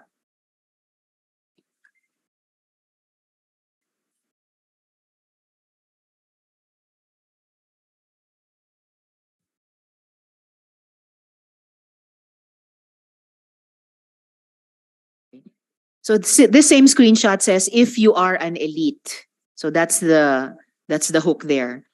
So I know to Facebook and Meta, I know you deleted the links my office sent, requested you to delete, and I thank you for that. But we just found this one yesterday evening, and this could not be more clear. So you deleted the links that we requested you delete. Thank you very much for that. But just last night, this one again, in the same of the same kind. So in 2021, Meta, then Facebook, came under fire for concerns that your platform was being used as a tool to trade and sell domestic workers in the Middle East. In fact, Apple even threatened to pull Facebook and Instagram from its app store over these concerns. And the Associated Press even obtained internal documents in which Facebook acknowledged that it was under-enforcing on confirmed abusive activity.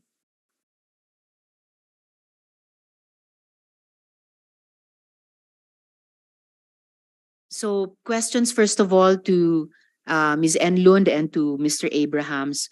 So do you acknowledge that this is a problem of massive global proportions? Because at least two categories of crimes are at play here. Human trafficking on the one hand and financial fraud on the other. So is this a problem of massive global proportions? Who would like to address the question first?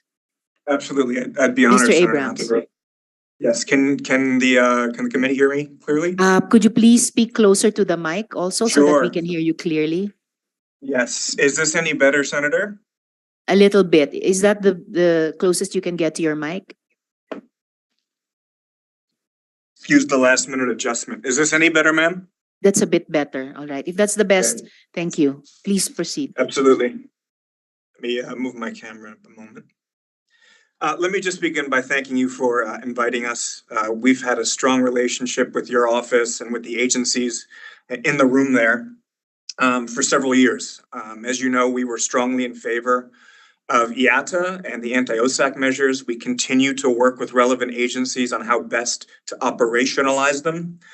Madam Chair, at the top of the hearing, I was struck when you introduced all of the agencies that are in the room. Everyone from the Coast Guard to the police to the Department of Migrant Workers and too many others to rename here. So I think that underscores the fact that this is indeed a massive whole of society issue. And what we're seeing in this particular instance is a marriage of human trafficking and fraud and deception.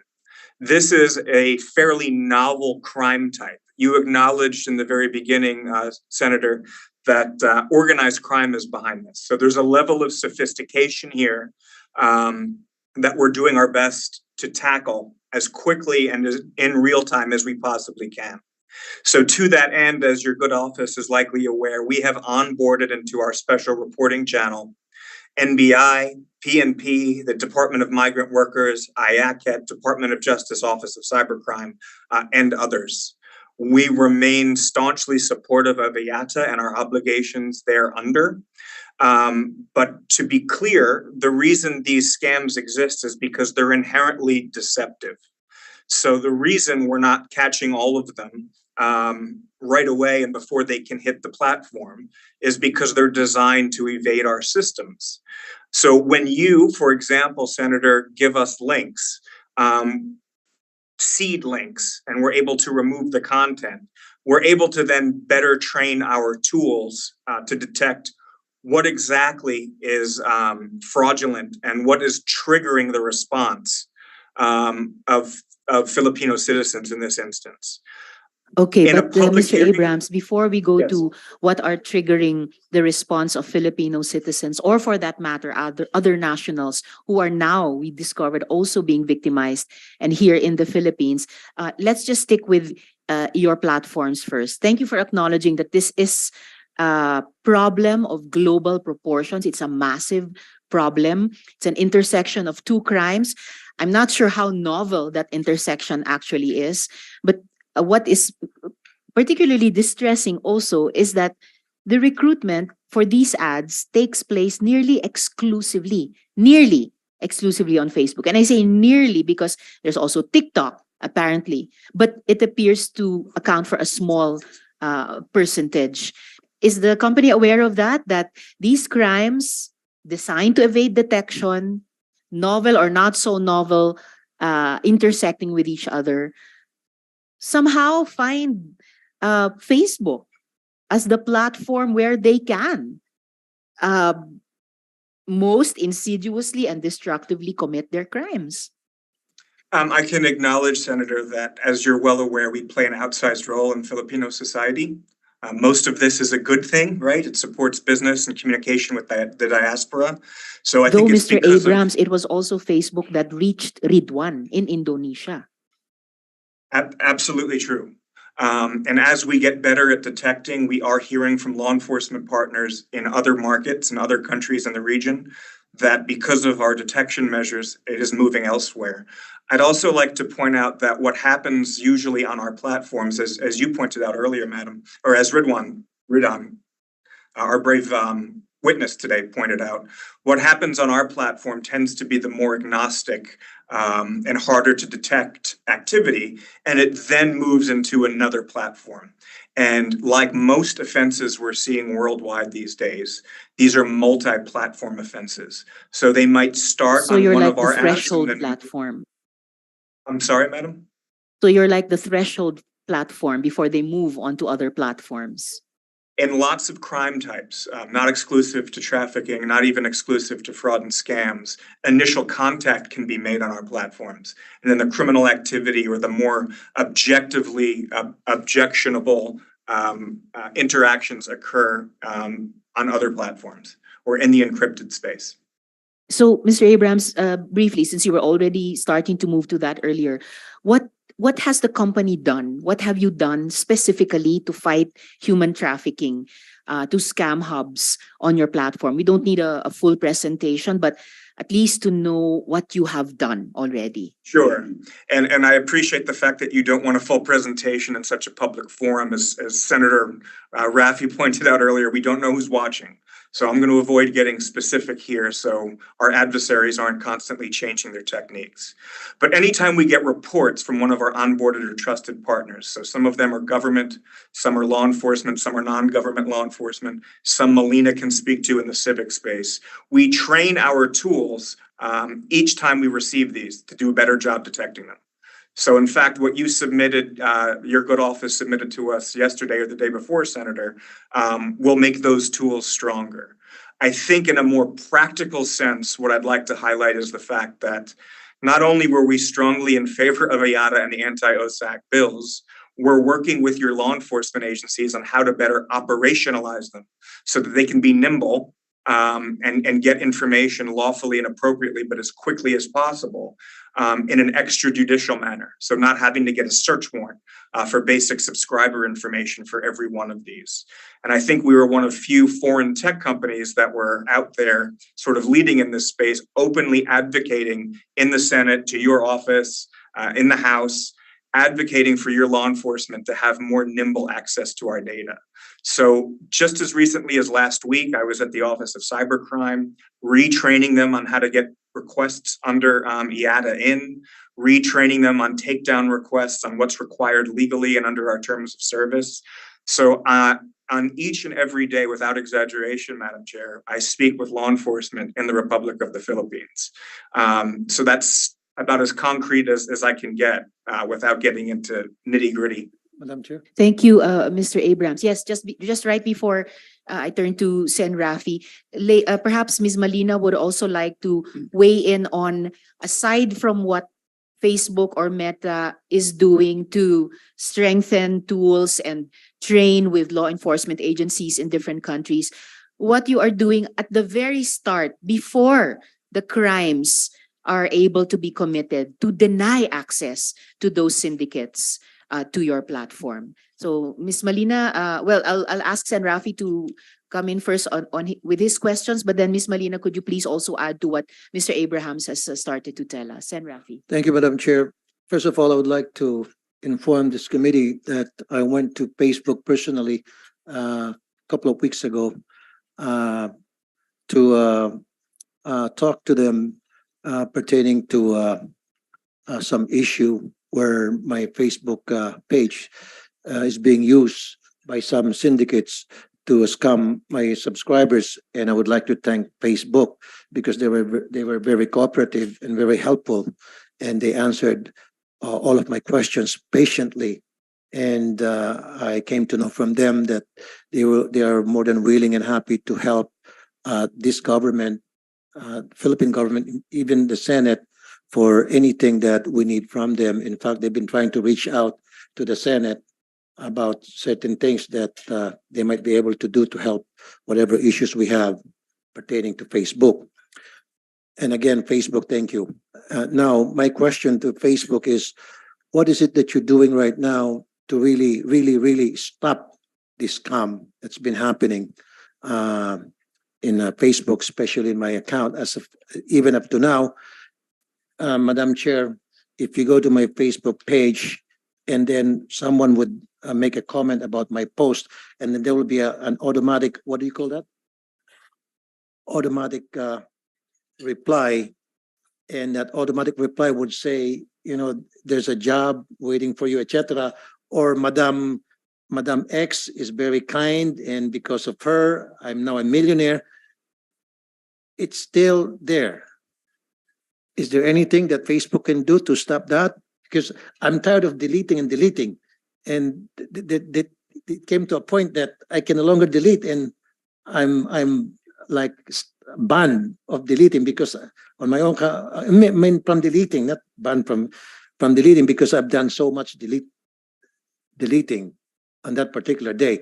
So can I get something from Facebook out of that? Will you answer that, Mr. Abrams or Ms. Malina? Similar to the experience of my office that you deleted some links that we requested to be deleted, but just last night, another ad like that. And then the similar experience of Sen Rafi. So could you please address these concerns? Will it So be we you, have Ms. Malina, or Mr. Abrams? I can, yeah, I think Rob can, Rob, do you want to, hi, good morning, Senator. I can talk more Ms. about. Malina, please come closer to the mic so we can hear you better. I can talk more about our efforts in what we're doing right now, as your question indicated, but if Rob wants to jump in here and talk more about the question that we just received. Sure, Senators, just to be perfectly frank, that's not my area of expertise, but I owe you an answer and we'll have it for you by the end of the day. So neither of you can answer the question of Sen Rafi? As to the comments and the activity on your verified accounts, do I have that clearly? Verified accounts. Not only my verified accounts, but on all other verified accounts, and that's the same issue that they have when they post a like a video or any post, a comment, a picture, then someone would make a comment out of that post, and then there will be a sub comment or automatic reply, which would, well, of course, which comes from obviously from syndicates trying to scam subscribers of that page. And if you would delete that today, and then tomorrow it will come back. And what I do usually is to block that person trying to scam my subscribers. But after I blocked them for 5 times, 5 consecutive, then I got blocked myself, because I think there's something in Facebook which would give them like a red flag that if there would be a continuous activity of blocking a certain comments in certain page, there must be something wrong, so they would stop. So, that Mr. activity. Abrams, if this is not your area of expertise, could you at least tell the committee which unit or which person in Facebook Meta can the committee follow up for this concern of Sen Rafi and the concern of the committee regarding these problems? Yes, understood, Senators. Absolutely. We have teams that work with government officials like you, public officials like you, and I will get you in touch by the end of the day today. And again, as far as I'm concerned, Facebook is doing a good job, because when I visited them, and they were able to answer all my questions, and they were very cooperative. And in fact, they said all the senators are invited to visit Facebook one day so they can show us around Facebook and tell us what they've been doing in Facebook, what improvements that they've done so far. But I think you guys are short-handed right now. Am I right? You're short staff? I think it's fair to say that we're undergoing some reorganization that's gotten some widespread coverage. That said, Senator, your invitation to our office stands, and we're happy to work with you to make that a reality, to revisit the office and have your colleagues visit for the first time. Okay. Thank you, Sen Rafi and Mr. Abrams. But as you mentioned, my office has also been able to work with you on some important bills, like eventually the anti-OSAIC law. But the committee really hopes that Facebook Meta can do more, simply because your platform has become the platform of choice for these criminal syndicates for their crimes and their interlocking crimes. And the committee feels that your company can do so much more. Also because it has profited a lot, not from the criminal activities, of course, but from the access, which we have not been effective yet completely, of blocking, of denying the access that those criminal syndicates have had to the platform. One other question at this point, Mr. Abrams. The Anti-Trafficking Act of 2022 allows law enforcement agents the act allows law enforcement agents to access subscriber information without the need of a court order. And we noticed that the same profile posts ads repeatedly. Now, is that provision, do you think, of the act being optimized by law enforcement, in your opinion? Maybe not just in the Philippines, but in other countries where you work? So I think we're still in pretty early days in the Philippines. I can tell you the NBI has submitted something like, and I can't stick to exact numbers, but about 10 or so requests under IATA. We've responded to all of them. I've been training the PNP on how to do so. We're at the ready. But I think it's fair to say we're still in early days of having this legislation passed and the IRRs passed. But I'm very optimistic that this is a good tool. There's also one other thing I'd like to point out, if you'll indulge me, Senator Hontiveros. Next week in Bangkok, Meta is hosting a regional conference for law enforcement and for NGOs, specifically around this issue, so that law enforcement and NGOs and relevant teams at Meta can get together behind closed doors and share information about how to tackle this at not just a national level, but at an ASEAN level and perhaps even a more global level. So to that end, I know I've received positive responses from PNP and the Bureau of Immigration. I believe NBI is going to attend. We're just waiting on that. And I understand, Madam Chair, that your office is also invited to attend. So that's another thing I'd like to highlight in terms of us being as proactive as we can in tackling this complicated set of issues. So thank you, Melina. Over to you. Thank you, Mr. Abrams, Ms. Malina. That's good news. Are Filipino NGOs also participating in that conference next week? Yes, Senator. We have invited Filipino NGOs to participate. We have also onboarded international justice missions, IJM, who are very active in sending links and reporting these type of fraudulent organic posts. So I do want to underline that these are not paid ads. These are organic posts, hence the very difficult job to enforce at scale. I also wanted to point out that we are using all the insight both from the government and from anti-trafficking organizations to help inform our approach to fighting scams and taking down content. And one of the, I want to highlight 2 points here. One of them is that within product, we have interventions that we are using to prevent and when people are looking for jobs, to inform them this might be fraudulent. Many of them are rolled out already, but by the end of the month, we'll have this feature rolled out in Tagalog, and we'll have a page for victim support, which will point potential victims to reach out to IJM and other organizations. We're also running anti-scam programs and campaigns also by the end of the month. So we are making sure that everything that has been reported to us is being utilized to take down as much content as possible and to inform potential victims of the harms on the platform. Thank you, Ms. Malina. Also about the additional update on the preventive measures, although I heard more about preventing victimization of potential victims. And the committee looks forward to more preventive actions against the criminal syndicates themselves, denying them access to the platform.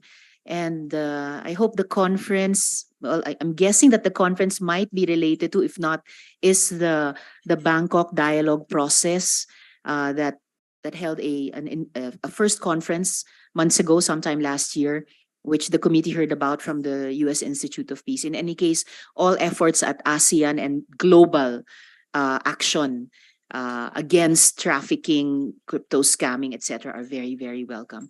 So thank you to Ms. Malina. Could I directly ask our law enforcement, IACA through USECT, what has been the agencies, the council's experience in working with Meta? Thank you, Madam Chair. With Meta in particular, I think we could say that, to be fair to Meta, they are probably the most active internet intermediary, multinational internet intermediary in coordinating with IACAT. And they presented to us multiple times their system for addressing different types of questionable content on their platforms. And this is not just for illegal recruitment and financial scamming, but also covers even worse content such as CSAM, no, child sexual abuse and exploitation material.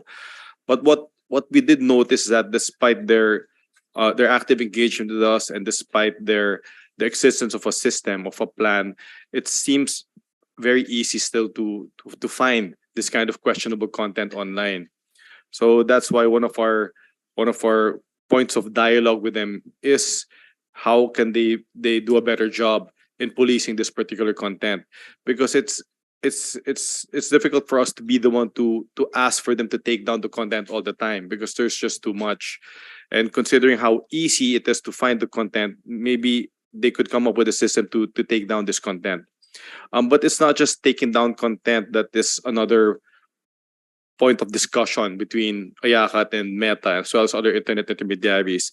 It's also for when it comes to providing data, whether that's user data, content data, or traffic data for purposes of investigation, law enforcement, and prosecution. So far, we have had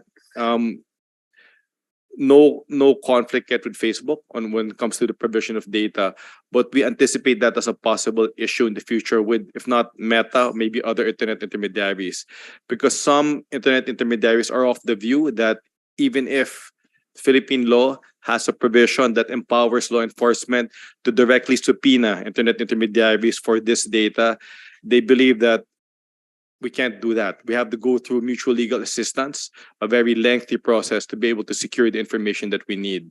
So hopefully that this issue, which I think will be a problem eventually, can be discussed more thoroughly and clarified by our internet intermediaries. I agree. The chair agrees. Yusek T. There should not be ignoring of advances in Philippine legislation, especially in terms of protecting our vulnerable sectors against such crimes. We shouldn't be ignored or made to or subject to delay through by being limited to the traditional mutual legal assistance. What will it take? Will it take requesting DFA to talk with their foreign ministries? Will it still require bilateral treaties? I mean, there are already the conventions on eliminating discrimination against women, on protecting the rights of the child. So what will it take? In our view, Madam Chair, because we do have that provision in our law that empowers law enforcement to directly subpoena intermediaries, it should be a very simple process. There should be as little friction as possible, that the intermediary should readily supply that information to us upon our request. Hopefully that will be the case, but when we do actively implement the OSAIC law, the anti-OSAIC law, we hope that it won't be a source of friction or conflict with our internet intermediaries. So it will be a good test, the implementation of the OSAIC, and you can count on the Senate to support the IACAT in the exercise of our oversight functions. Just a last question for the IACAT vis-a-vis Meta. Have there been any other challenges in working with it or moving forward, any spaces for improvement in collaboration that can help our law enforcement? For example, any issues with respect to accessing user? You already mentioned content, traffic, and you already mentioned other data of Meta and its various platforms. I think I go back to the first point that we made, which has to do with the taking down of content. Maybe we just reiterate this request on our part for internet intermediaries to be more active on taking down questionable content, such that it won't be very easy to access that content online. A simple search won't readily yield questionable content to anyone who wants to simply search online. Thank you, Yusek. And if it were possible to deny access to identified perpetrators or fake accounts who will then put the platform to malign purposes. So just going back to Mr. Abrams and Ms. Malina, as I said, I'm glad and I'm grateful that you deleted the links to job posts that our office sent. But what about other posts that will come up? For example, what about posts in Bahasa, like the one that Ridwan found, or posts in Khmer, in Cambodia? How do you intend to flag such posts? That's a good question, Madam Chair. Let me just say it in general terms. We've taken down literally tens of thousands of pieces of content that are related to this criminal enterprise, many of which we did proactively, many of which we did based on government and other trusted partner reporting. So in regards to USEC-T's valid concern, that is how we're getting better at it and getting better at enforcing at scale. As for our work in other languages, et cetera, I'm going to turn back over to Melina, who has a better visibility into that aspect of the prevention. So thank you, Senator, for that question. Khmer is one of the languages that we have included alongside Mandarin, Tagalog. We also have Thai and Vietnamese. I think for Bahasa Indonesian, that will be the next variety and the number of these postings that appear in different languages. So that is something that we are working on, I can assure you. And I think because the Philippines has been on the radar, I think Tagalog is included in the first batch of languages to be rolled out by the end of the month. Thank you, Ms. Malina, also for including Bahasa, because as Ridwan said earlier, he estimates about 200 Indonesians just in that Bayport complex. And as far as he knows, all or almost all recruited through Facebook initially. By the way, aside from the human trafficking aspect, well, Mr. Abrams, you already referred to this earlier. Would you agree that there's also a need to police the fraud aspects of these scam hubs? My staff's actually reporting a sudden and alarming spike in multiple direct messages using stolen identities of handsome men in her Instagram. So I'd like to flash her IG chat here.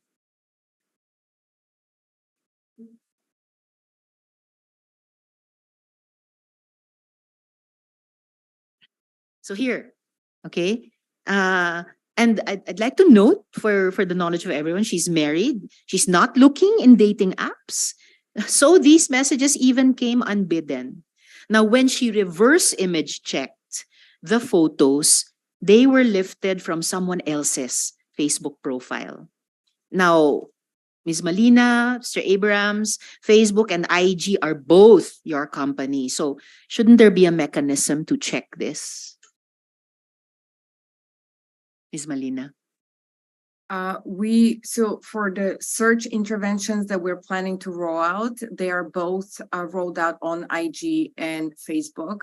We have worked on since 2021 to roll out in-product interventions on both.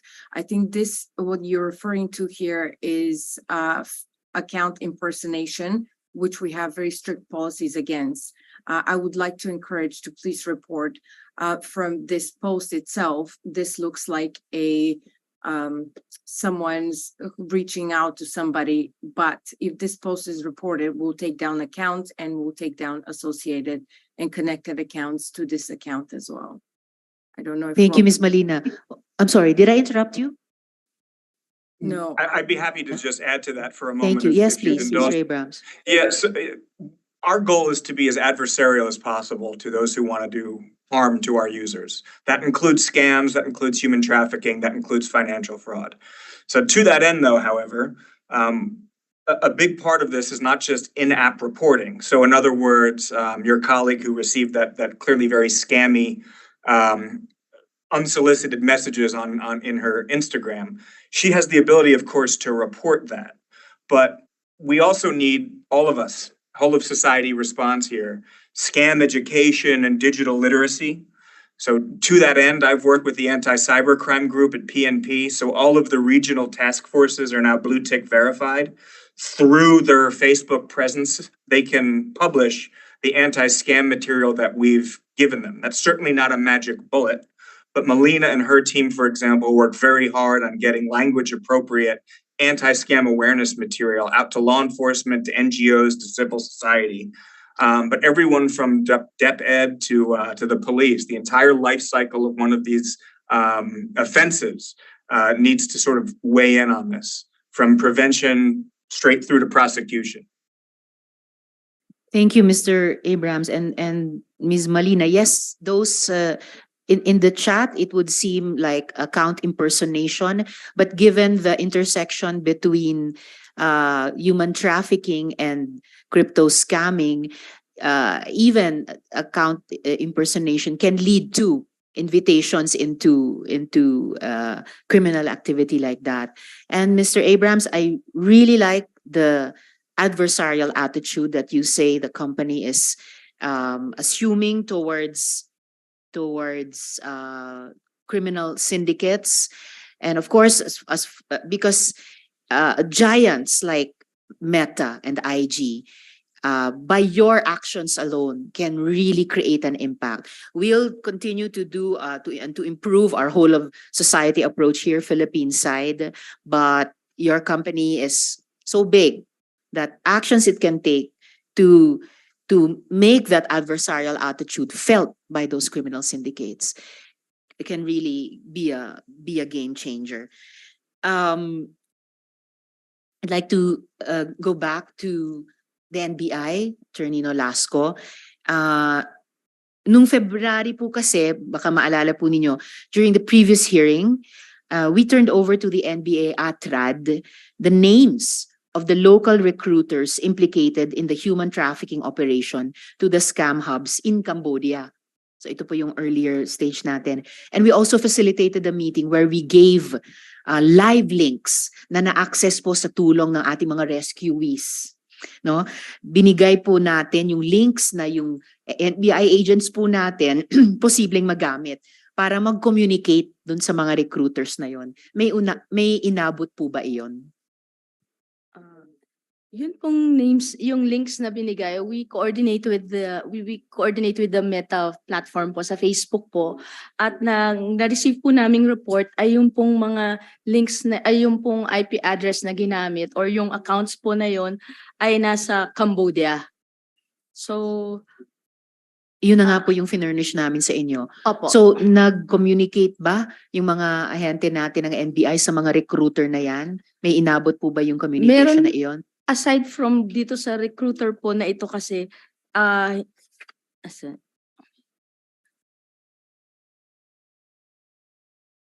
nagkaroon po kami ng, Yes, ma'am. I'm sorry po. Okay. Nagkaroon din po kami ng, dito po kasi wala pong inabot dito sa recruiter na ito, pero just the same, nagkuha po kami ng ibang mga, what you call this, ibang mga sites kung saan nag-apply po yung mga undercover agents namin. Umabot po sila sa punto na bibilan daw po sila ng ticket nung mga kausap nila na it turned out nasa abroad nga rin po. Bibilan sila ng ticket at ang destination na daw po ng mga ticket nila ay sa sa Korea na. Hindi na po yung usual na pupuntang Thailand or pupunta sa ibang lugar. Pero dito sa Jeju Island na yung destination nila kasi nga po sa Jeju ay hindi po daw stricto. And there's no indication na meron pong kakunayev na local recruiters dito po na mag-a-assist sa kanya or not even immigration officers. Ang instruction na lang po sa kanila ay pumunta sila, padadalan sila ng ticket na papunta sila sa Korea. So we stopped doon po sa puntong yon. So we're trying to look for other sites po para makakuha ng iba pang information at saka iba pang pwede magawa po. Nako, attorney, unfortunately, I'm almost sure na kung may inside na kasabwat yung mga nagre-recruit ng mga kababayan natin papunta sa ibang mga bansa para i-traffic sila at gawin silang crypto scammers, malamang kung nakapag-identify nila ng specific location sa South Korea na Jeju Island, malamang meron na silang sinusubukang i-recruit na kasabwat dito, Philippine side. Opo. Nagre-recruit na po sila talaga po. Opo. So meron po bang inabot yung kahit po parang na-divert sa South Korea. Meron po bang inabot yung communication ng NBI with the purpose of apprehending yung mga illegal recruiters na pa-Cambodia noon? Yung sa Cambodia po, natigil po yung doon sa ano na yun kasi hindi na nga po nakokontak or wala na pong communication, hindi na nila ma-access po doon sa link na dati na yun. Well, ako po hindi ako investigation expert Opo. tulad po ninyo, tulad po ng bureau. Pero just to stretch it a bit further, hindi po kaya posible na kung umabot sa dead end or nag-grow cold yung lead na iyon na pa-Cambodia dapat, hindi kaya nag-diversify lang ng ruta tulad ng mga unang-unang pinagtulungan po nating tugisin yung nung una papuntang Myanmar. Pero nung na-detect sila ng NBI at ng PNP, biglang nagda-diversify na sila, naghanap ng route via Dubai, halimbawa.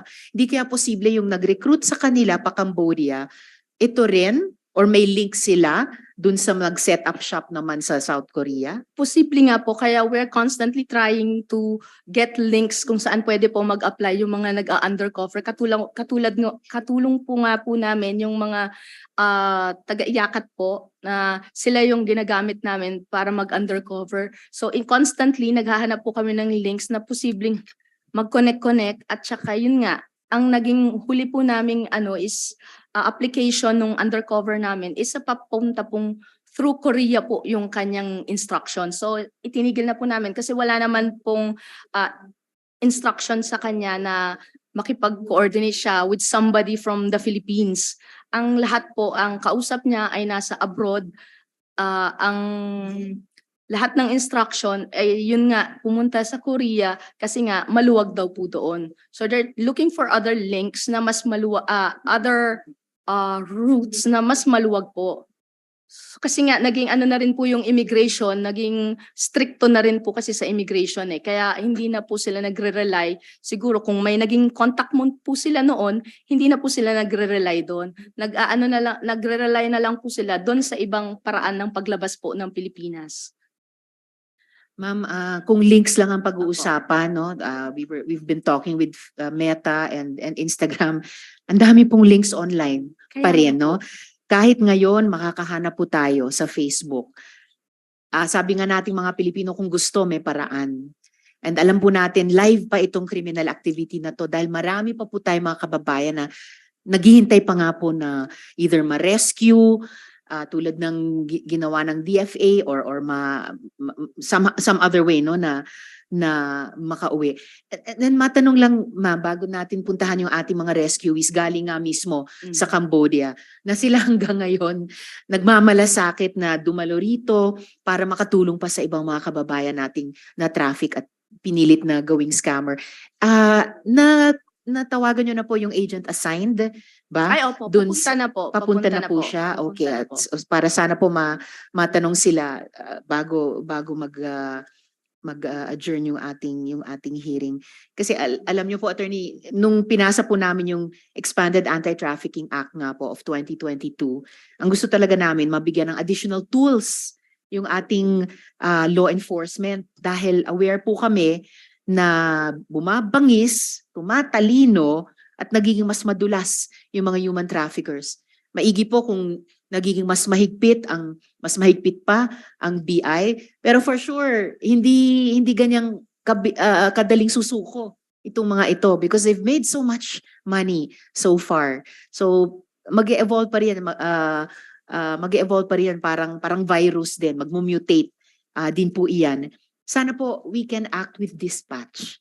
With dispatch po because every day padami pa rin. Nadadagdagan po yung pumapasok. At kung may daan-daang iba't ibang lahi na pumapasok dito para magtrabaho sa mga hubs na ito, hindi ko maiwasan isipin tulad ng pinag-usapan natin kanina na national security concern na rin po ito. Baka malusutan pa tayo ng mga masasamang loob or may makapuslit pa na ultimo terorismo ang pakay dito sa atin. Kaya hindi po talaga pwede sa ating lahat, hindi lang po sa Bureau, sa ating lahat yung mag-ugaling business as usual. Gaya ng nasa affidavit po ni Ridwan, sinabi po ng committee kanina, 15 minutes away from where we are holding this hearing, may kinukuryenteng biktima ng human trafficking. May sinascam ng mga matatandang Italiano o Amerikano o iba pa. May sindikatong lumalaki, lumalapad, gumagaling. Tapos tayo parang we're wringing our hands about it. Ang komite pong ito, ang Senado, mas may tiwala po sa ating law enforcement agencies, kaya umaasa po talaga kami.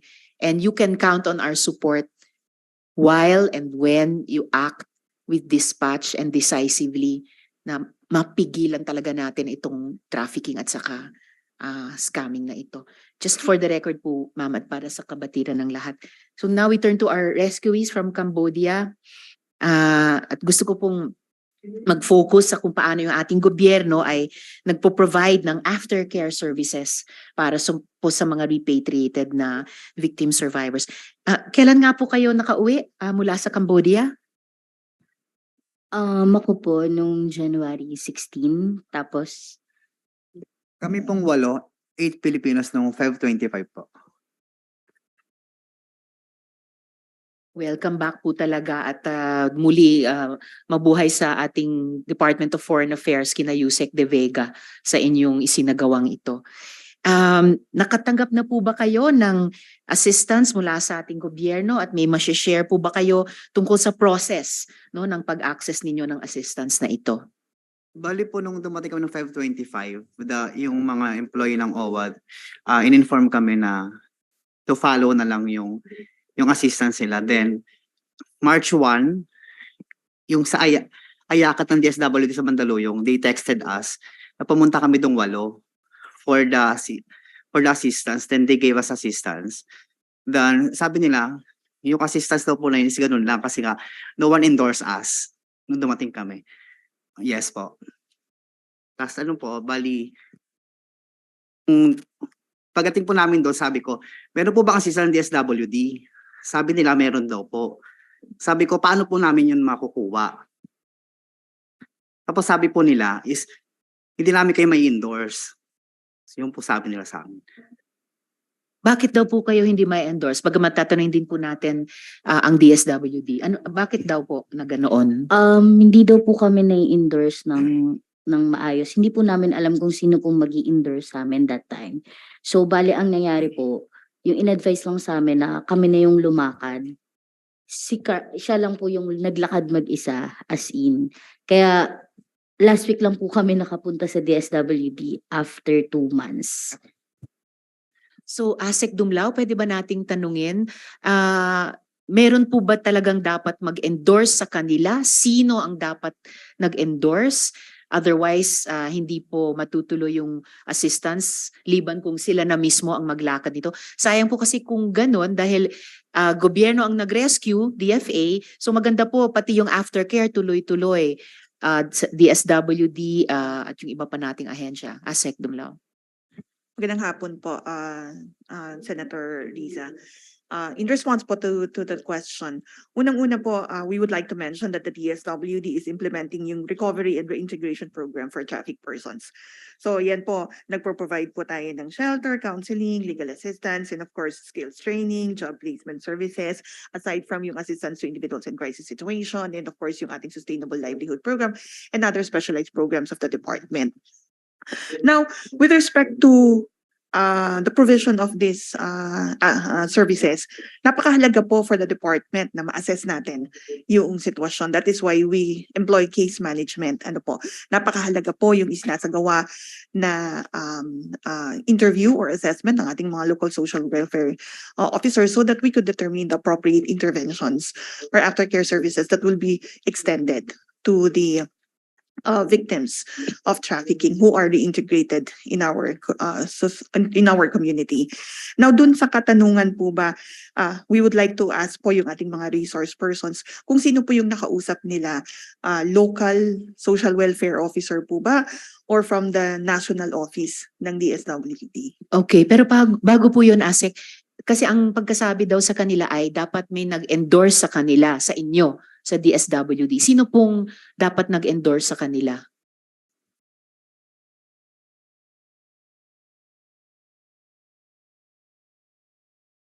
Madam Chair, please allow me to confer with our Yes, technical ma'am. staff.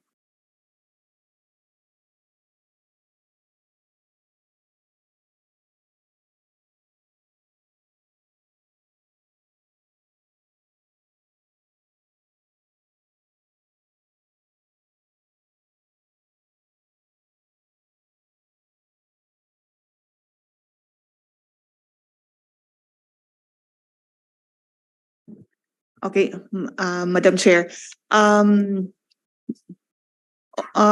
Kung sino po yung nakapag-interview sa kanila, probably a representative from the IACAT or DFA, upon their arrival, sila po yung mag-i-endorse sa DSWD.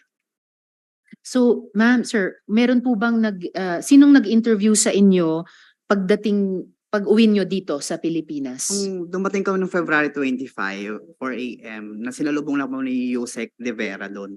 Then I need De Vega po, Yusek. Tapos then, pinagsulat ng mga fill-out forms, then mga salaysay ng immigration, tsaka kung sino po mga agencies, departamento na tumutulong po sa aming mga repat. And then, dinalan po kami sa hotel, then wala na po sa amin nag-inform. Wala nag-endorse. Si OWA, in-inform lang kami na makukuha namin yung assistance. Iti-text na lang kami. So nakuha namin assistance sa OWA ng March 8. Tapos pero nauna yung ayakat ng Mandaluyong, DSWD. Kinonta kami Feb 28. Pinapunta kami ng March 1. Tapos from there, may nakuha ko yung babae. Sabi ko, ma'am, bakit po kami mayroon po bang DSWD na tutulong sa amin? Sabi nila, hindi namin kayo mai-endorse kasi hindi kayo in-endorse sa amin. Ang hirap talaga balikan yung dapat gawin pero hindi ginawa na hindi nyo kasalanan. Yes po. So, opo. Yes, you were saying. Kaya nagtataka po kami, sabi namin, nag-decide na lang ako na tumingin sa DSWD website kung paano po gagawin yung mga saripat sa mga human trafficking po. So, nung nalaman ko po yung mga dokumento, pumunta na po ako ng NCR DSWD. Then from there, may nag-ano na po sa akin interview. Mabuti na lang nilakad nyo pa. Mabuhay kayo. Pero talagang hindi dapat na naiwan sa inyo, no, na kumpletuhin yung mabuting prosesong nasimulan na. So, simplehan na lang po siguro natin, ASEC, can we get an assurance from the DSWD, pati na sa DMW, can we get an assurance na may assistance silang lahat, no? The 8 who returned Feb 25 at yung isa pa nating kababayan dito, may makukuha silang assistance within say 48 hours. Pwede po ba natin gawin yon by Friday this week? Yes, Madam Chair.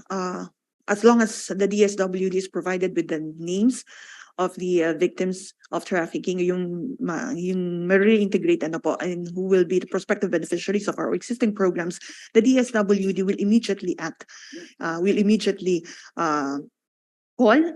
call them and then do the necessary interview and assessment para po that the appropriate interventions or services will be extended to them, Madam Chair. Salamat, ASEC. And my office and our COMSEC will easily provide you all their names para by Friday, mapoprocess na po yung assistance sa kanila. Tama po ba? Yes po, Madam Chair. Usually naman po the initial assistance in the form of financial assistance. But of course, there will be succeeding interviews that will be conducted as part of the case management para po yung other interventions ay may ibibigay po that are more sustainable and that could be more beneficial to them po. Salamat. Good to hear po about the longer term assistance din, lalo na dun sa economic reintegration din. Yes, ASEC de Guzman, may commitment din po ba mula sa DMW sa kanila? Yes, ma'am. Actually po, the moment po that UMWA mentions to us that sila Yusek De Vega po na may paparating na mga repatriates, ito pong may para kaming unofficial na task force na binuo, yung sinasabi po nila na parang sumusundo sa kanila sa airport. We immediately inform our colleagues in OWA. Sila po yung nagpo-provide ma'am ng financial assistance. Andun din po yung lawyers namin sa pagsundo. Now, with that one po, sa pagtutulungan po ng DFA UMWA sa OWA, yung immediate po na paglapag nila dito na hotel, transportation, pagkain, sinasagot po iyan. Tapos, based dun sa assessment po namin, kung medyo traumatic po yung naging experience, nagpapadala po kami namin ng OWA would provide doon po sa hotel nila ng psychosocial support para at least po nagkakaroon ng parang debriefing. Yung financial assistance po, kung available na during that time, bago po sila umuwi or mag-check out ng hotel, ibinibigay na. So unfortunately dito po, hindi na ibigay agad, pero per SOP po yun, ma'am. Pag nag-check out ng hotel, inaabot na po ang financial assistance. Bagamat maliit po, we hope na at least makatulong na may mapagsimulan sila. Yun naman pong iba, ma'am, na gustong magtuloy ng kaso, based doon po sa statement na kinukuha ng ating NAIA task force, we do a follow-up. Yun po yung hinahawakan mismo ng Department of Migrant Workers. If I may share lang po, ma'am, in relation to Cambodia, we are currently prosecuting 6 cases. 4 po nasa preliminary investigation stage. Ito po yung mga sins na rescue noong mga around October last year, September, October. So iba-ibang stages na po ito. Yung 4 po doon nasa preliminary investigation filed in Cebu and Batangas. We have lawyers in Cebu and we also send our own lawyer from the central office to go to Batangas to assist. Yung isa po, na-arraign na and then nasa korte na for pre-trial on May 16. Naka-file naman po sa Pampanga. May isa pa po ongoing na po ng trial stage. May nakakulong pong isa na involved. And then at the same time, may outstanding warrant para po dun sa isang akusado na nakawala pa po ngayon. Nakikipagtulungan po kami sa law enforcement para po mas mapabilis din yung pagkakadakip dito at maiharap din po siya sa husgado. So ongoing trial stage po ito sa Pampanga rin po nakafile. So we continue to provide that, ma'am. And of course, we encourage po yung ibang mga biktima na sana po lumakas yung loob para po maituloy natin yung mga kaso kasi gumugulong naman po yung sistema. Kailangan lang din po namin na magtulungan with the victims din para po masigurado natin na wala na pong future na magiging biktima pa. Maraming salamat, Asek de Guzman. At tulad po ng DSWD, yung pong financial assistance na iyon, any psychosocial interventions at iba pa ay matatanggap kaya po nila by Friday this week? We will check, ma'am, kung yung ibang mga kasama nila na hindi pa po nakakuha. Si Admin Arnel po ang magaan for the financial assistance. Kung sino pa po yung hindi nakatanggap, we'll just check with the list, ma'am. Kasi minsan po may mga sila yung mismo umuuwi. Hindi po kasama dun sa repatriation efforts ng UMWA.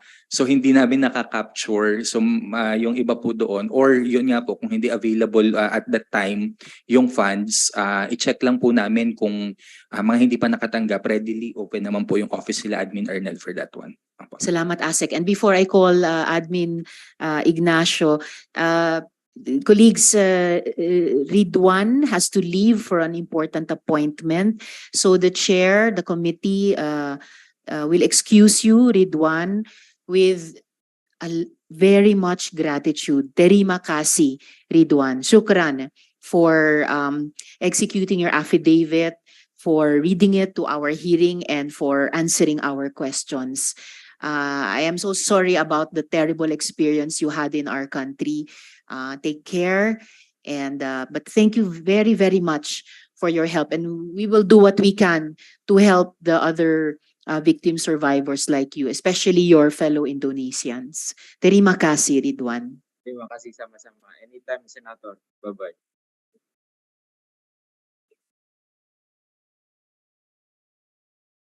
So yes, Admin Arnel Ignacio, tungkol sa ating mga rescuees. Thank you very much, Madam Chair.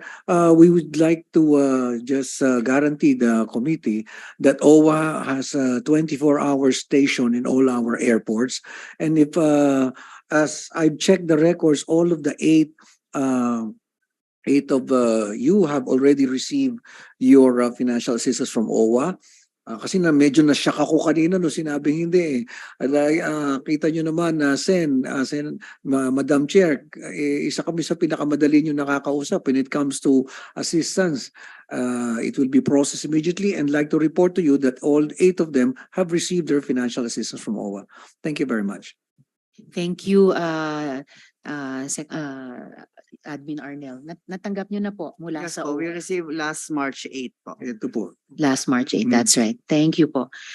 By the way po, yung mga jobs po na nakuha nyo sa Cambodia, saan nyo po ito nahanap? Sa Facebook din ba? Yes, Facebook din po.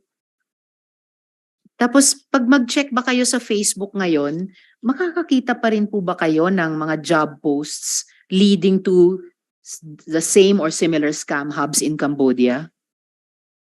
Actually po sa Facebook, meron pa rin po. Pero mas marami na po ngayon sa Telegram, which is yung channel. Nakikita ko rin po, nag-i-invite sila ng mga Indonesian, Cambodian, tsaka Thai dito sa Pasay.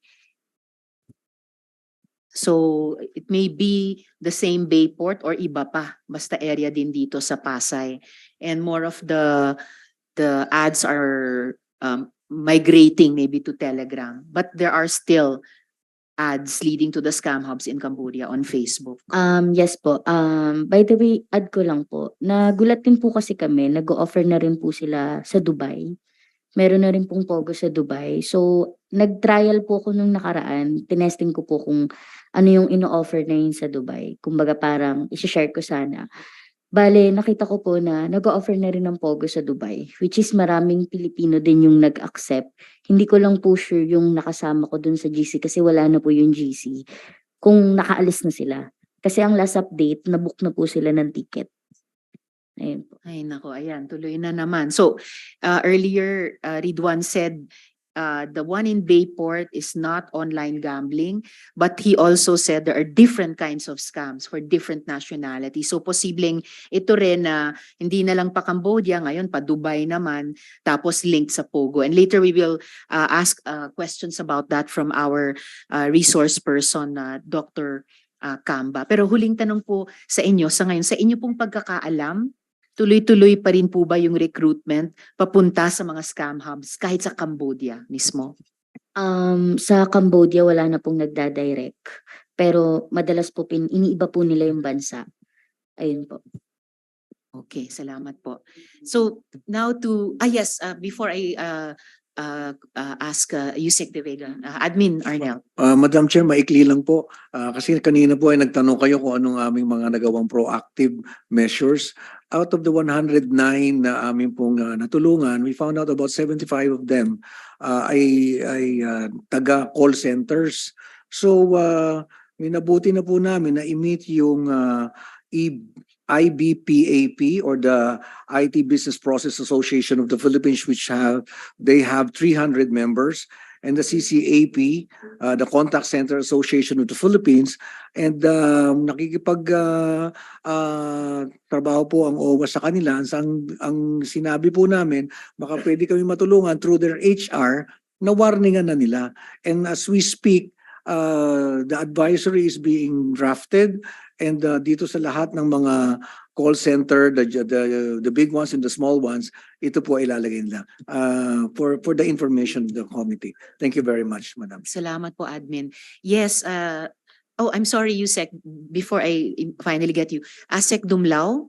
Thank you very wanted to much, add Madam something, Chair. yes? Just for the record, we would like to mention and submit that when the DSWD received an information from your office on April 13, referring to us 7 repatriates, we were able, our field office NCR was able to provide immediate action. In fact, 4 were already interviewed, and case management is currently being done, and financial assistance is already being extended. And the rest of the actions are currently being undertaken, Madam Chair, just for the record. Thank you very much. Thank you, Asek. And the committee looks forward to the completion of those actions for all of them until by Friday. Thank you for your commitment, ma'am.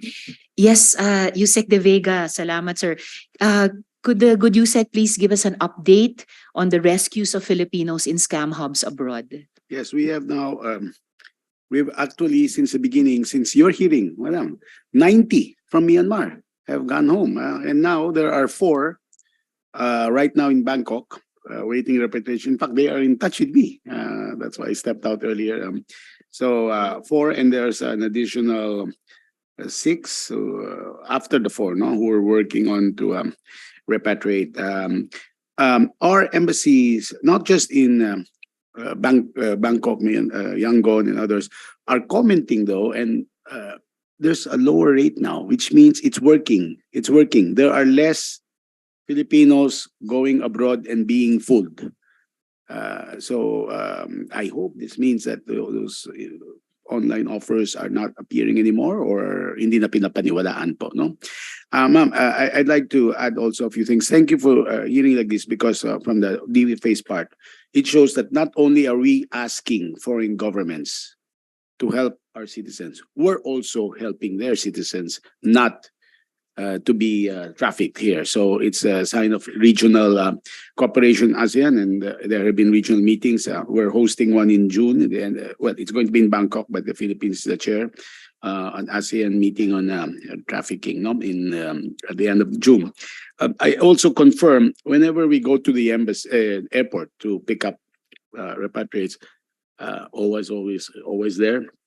The MW sends some people, but also I know on at least one occasion there was already a DSWD officer there. So it's only a matter of them being informed, and we'll just discuss internal affairs. I suppose what they mean is they want to make sure that these are trafficked people, no? Hindi kung sino-sinong pupunta tapos sabihin kailangan ng intervention, no? May I ask also, I remember you sa Cambodia na, were you also given separate financial assistance by the DFA aside from OWA? Aside from pinakain ng tulong sa food or what? Do you remember may binigyan sa inyong cheque before you left? Meron din po ba before you mula sa left? DFA? Wala pa po sa DFA. Well, maybe Bali, that was... ang na-receive pa lang po namin na assistance is from AYACAT. Tas OWA, yun pa lang po. No, not dito. Doon, habang Ay, kasi wala dito, po. wala na. Wala po. So nakatanggap kayo pagbalik na dito sa Manila at mula sa ibang agencies? Ay doon po ba sa Cambodia kung may nare-receive po? Meron po kami nare-receive, binibigay po ng Philippine Embassy doon. Pa ibang agencies, ma'am. So, and of course, the Senate is part of it. Salamat, Yusek. And are there new trends in the trafficking and in the crypto scamming or other scams that we should be informed of? Well, first of all, thank you for your very kind words also kay Senator Tulfo towards our work. No, thank you. The trend is this. I think what's happening is, what we believe is, because of the warnings in the Philippines and hearings like this, Filipinos in the Philippines are less gullible, maybe, I don't know the right word. So we hope that this does not mean that they'll target those Filipinos who are in third countries. Kasi sa Middle East, for example, some already have expired visas or what, and they might be the recipients of these online offers. In fact, on at least one of those rescues, when we saw them at the airport, almost all of them came from Dubai, not from Manila. So that's the trend. But what we're doing is our embassies and consulates and the welfare officers and all are giving this advisory. So I would like to think, ma'am, matatalino mga Filipino, alam naman nila, they get this info na medyo hindi naman baka paniwala, hirap naman paniwalain itong mga offers. It's too good to be true, of course. And after what happened to ating mga kababayan, siguro natuto na, no? Again, good news, ma'am. I think in Myanmar, I think it's almost settled now, no? I mean, there are still some there, but maybe they prefer to stay there.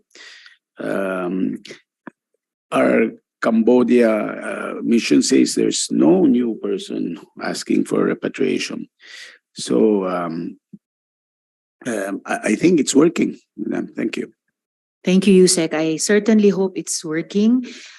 Pero oo, tayo mga Pilipino, matatalino tayo. At the same time, hindi maiwasan kapag kailangan kumapit sa patalim, kayang-kaya nating magsakripisyo, mga hasp, lalo na para sa mga pamilya natin. So, kaya alam ko, tayo sa gobyerno, kami sa legislature, kayo sa executive, itutuloy yung pagtutulungan, lalo na to generate more decent jobs, livelihood enterprises dito po sa atin. At aasahan po namin ng DFA na patuloy na palalakasin yung proteksyon at serbisyo sa ating mga kababayan abroad.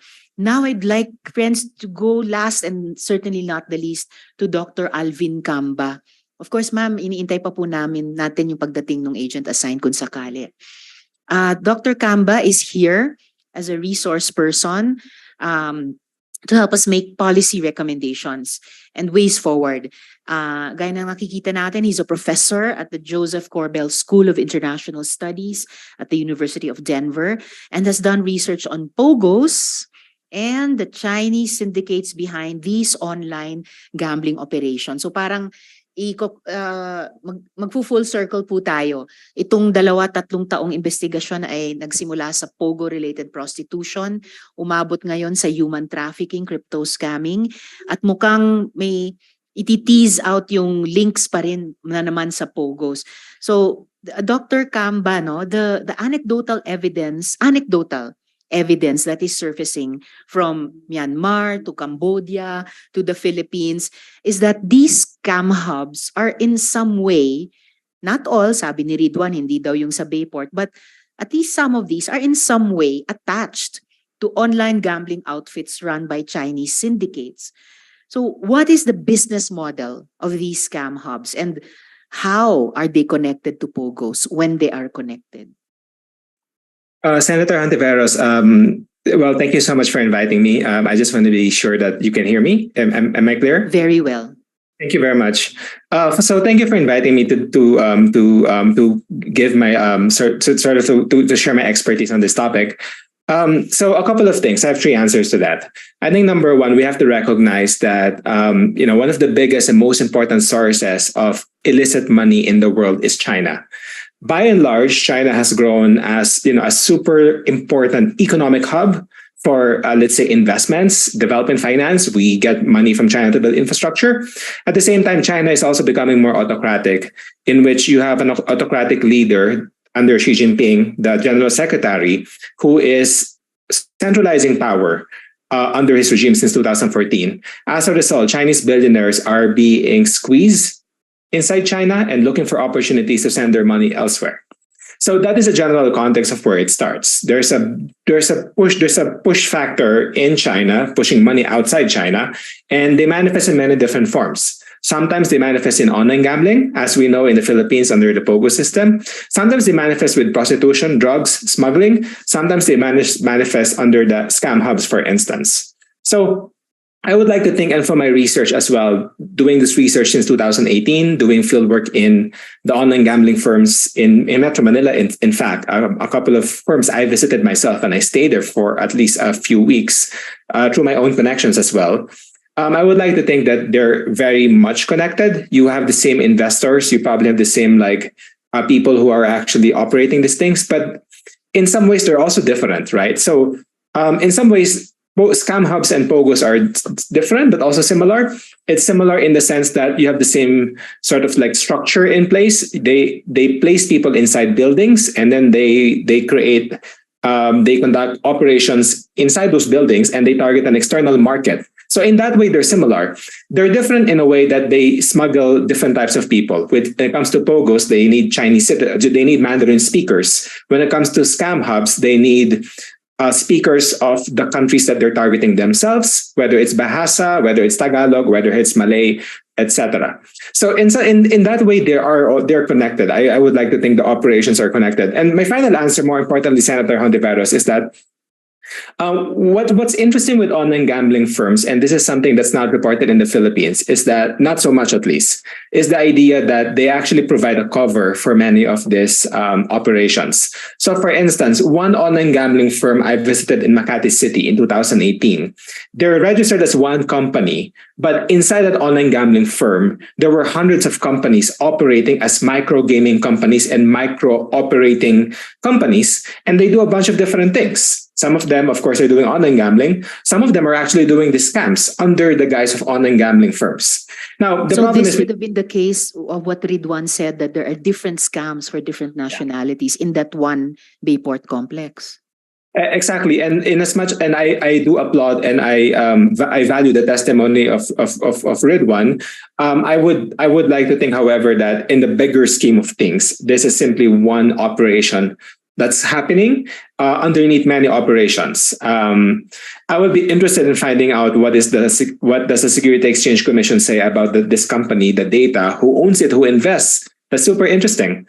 From my own experience, there are hundreds of companies under one online gambling company that is registered under the SEC. And it's super difficult to regulate, unfortunately.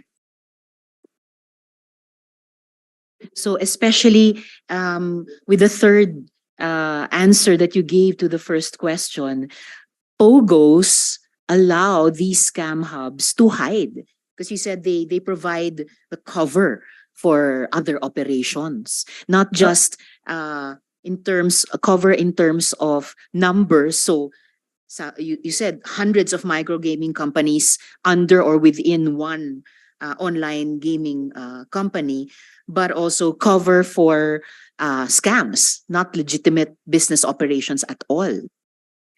Yes, ma'am. And the problem is so difficult to distinguish them. Yeah, we're talking about people in front of computers, people in front of computers.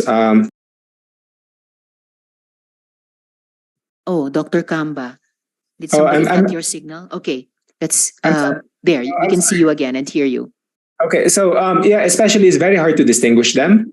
We're talking about people in front of computers and they're targeting an external market. Whether that's online gambling, whether that's scam, to me, that it's really hard to distinguish them. The business model and the way they're trafficked, and I would say the same networks of I would say officials who probably facilitate this are probably going to be the same. For these officials, it's an opportunity to earn money, whether it's Chinese or Indonesian. It is an opportunity to earn money, and of course, they will take advantage. And Dr. Kamba, if the POGOs make it possible for scam hubs to remain opaque, because you said they give them cover, so they allow them to remain hidden and beyond the reach of regulatory oversight. So I will share with Sen Rafi your interest also in further hearing from the SEC, because he said earlier, as you might have heard, that the mother company of that Bayport was initially ordered to be denied for their license to operate or their license to be revoked, but somehow the SEC changed its mind. So these further add to the argument to close down POGOs and prosecute the syndicates that are hiding within or under them. Ibig sabihin, to smash the scam hubs that are victimizing our kababayan and other nationals here in the Philippines. We smash the protective shell that gives them cover. Do you have any other comment about that, Dr. Kamba, at this point? Senator, in an ideal world, it would be good to regulate POGOs. They bring jobs to the population, real estate activities, construction, marketing, as we know. However, we face the reality that they have a lot of money, and because they have a lot of money, it creates a regulatory loophole that POGOs will always escape some form of regulation, and they can give cover to this particular company, particular scam hubs, right? I would like to add, however, that in the past 4 years, I've actually gathered all the SEC data of all registered online gambling firms and their service companies. And unfortunately, if you look at the data per se of SEC and sort of what they say about those companies, they actually don't tell you the micro gaming companies that hides underneath them. Because what happens is that they treat these companies as employees of the bigger company, and they give them a protective shell. It's now difficult to sort of see, and now, how do we regulate what's happening inside the company? That's impossible. They can do different types of activities. There is no police there. There's no immigration officer there. They can always escape. And that's really a problem, Dr. Kamba. I see, as you describe it, in a way, we've created or we've exacerbated a problem and prevented ourselves from solving it by allowing that kind of being beyond the reach of Philippine regulation of these dubious companies. Oh, Senator, I would like to add one more thing, something that comes along with my research recently. One hypothesis of mine as to why you have a diversification from POGOs to scam hubs is precisely because the Chinese government is actually taking a far harder stance on online gambling firms. So precisely because they're taking a harder stance on online gambling firms, many of these Chinese investors in sort of POGOs have shifted away, because once they shift away, to some degree, not completely, once they shift away, the Chinese government will not go after them anymore, because the issue of the Chinese government against this is that they're trafficking people, they're laundering money. But if they're doing something else, then why would the Chinese government even care?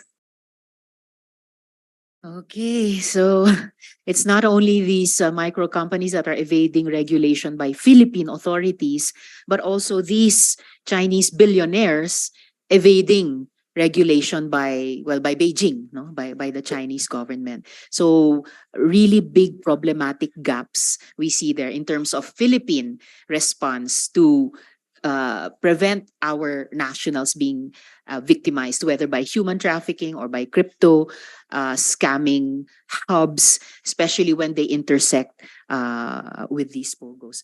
Thank you very much, Dr. Kamba, and I hope that the committee can consult you further about these related questions. Marami pong salamat sa inyo. At this point, friends, the chair would like to just give the committee's understanding na ayaw naman nating masunog yung agent assigned that the chair earlier requested the good chief of the Anti-Human Trafficking Division to present. So I'll simply, in the next hearing, one last hearing, probably ask for an update in executive session from the NBI. Salamat po.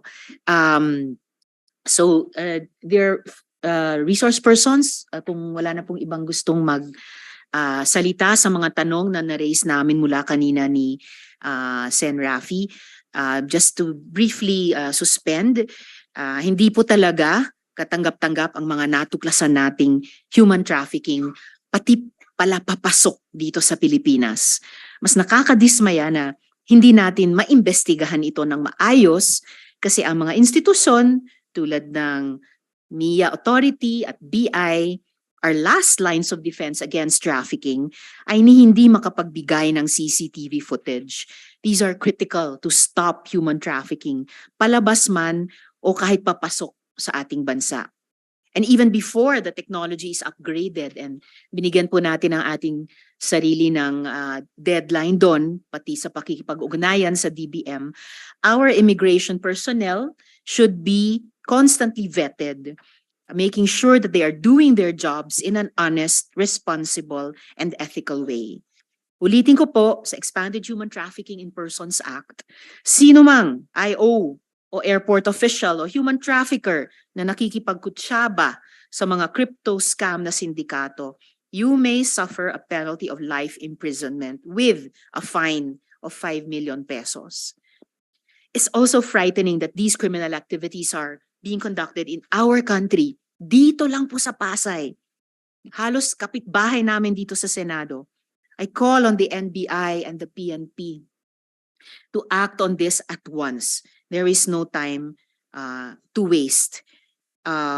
Every day, foreigners may effortlessly get into the country with the aid of unscrupulous airport or immigration officials. This is a serious national security concern that we must urgently address.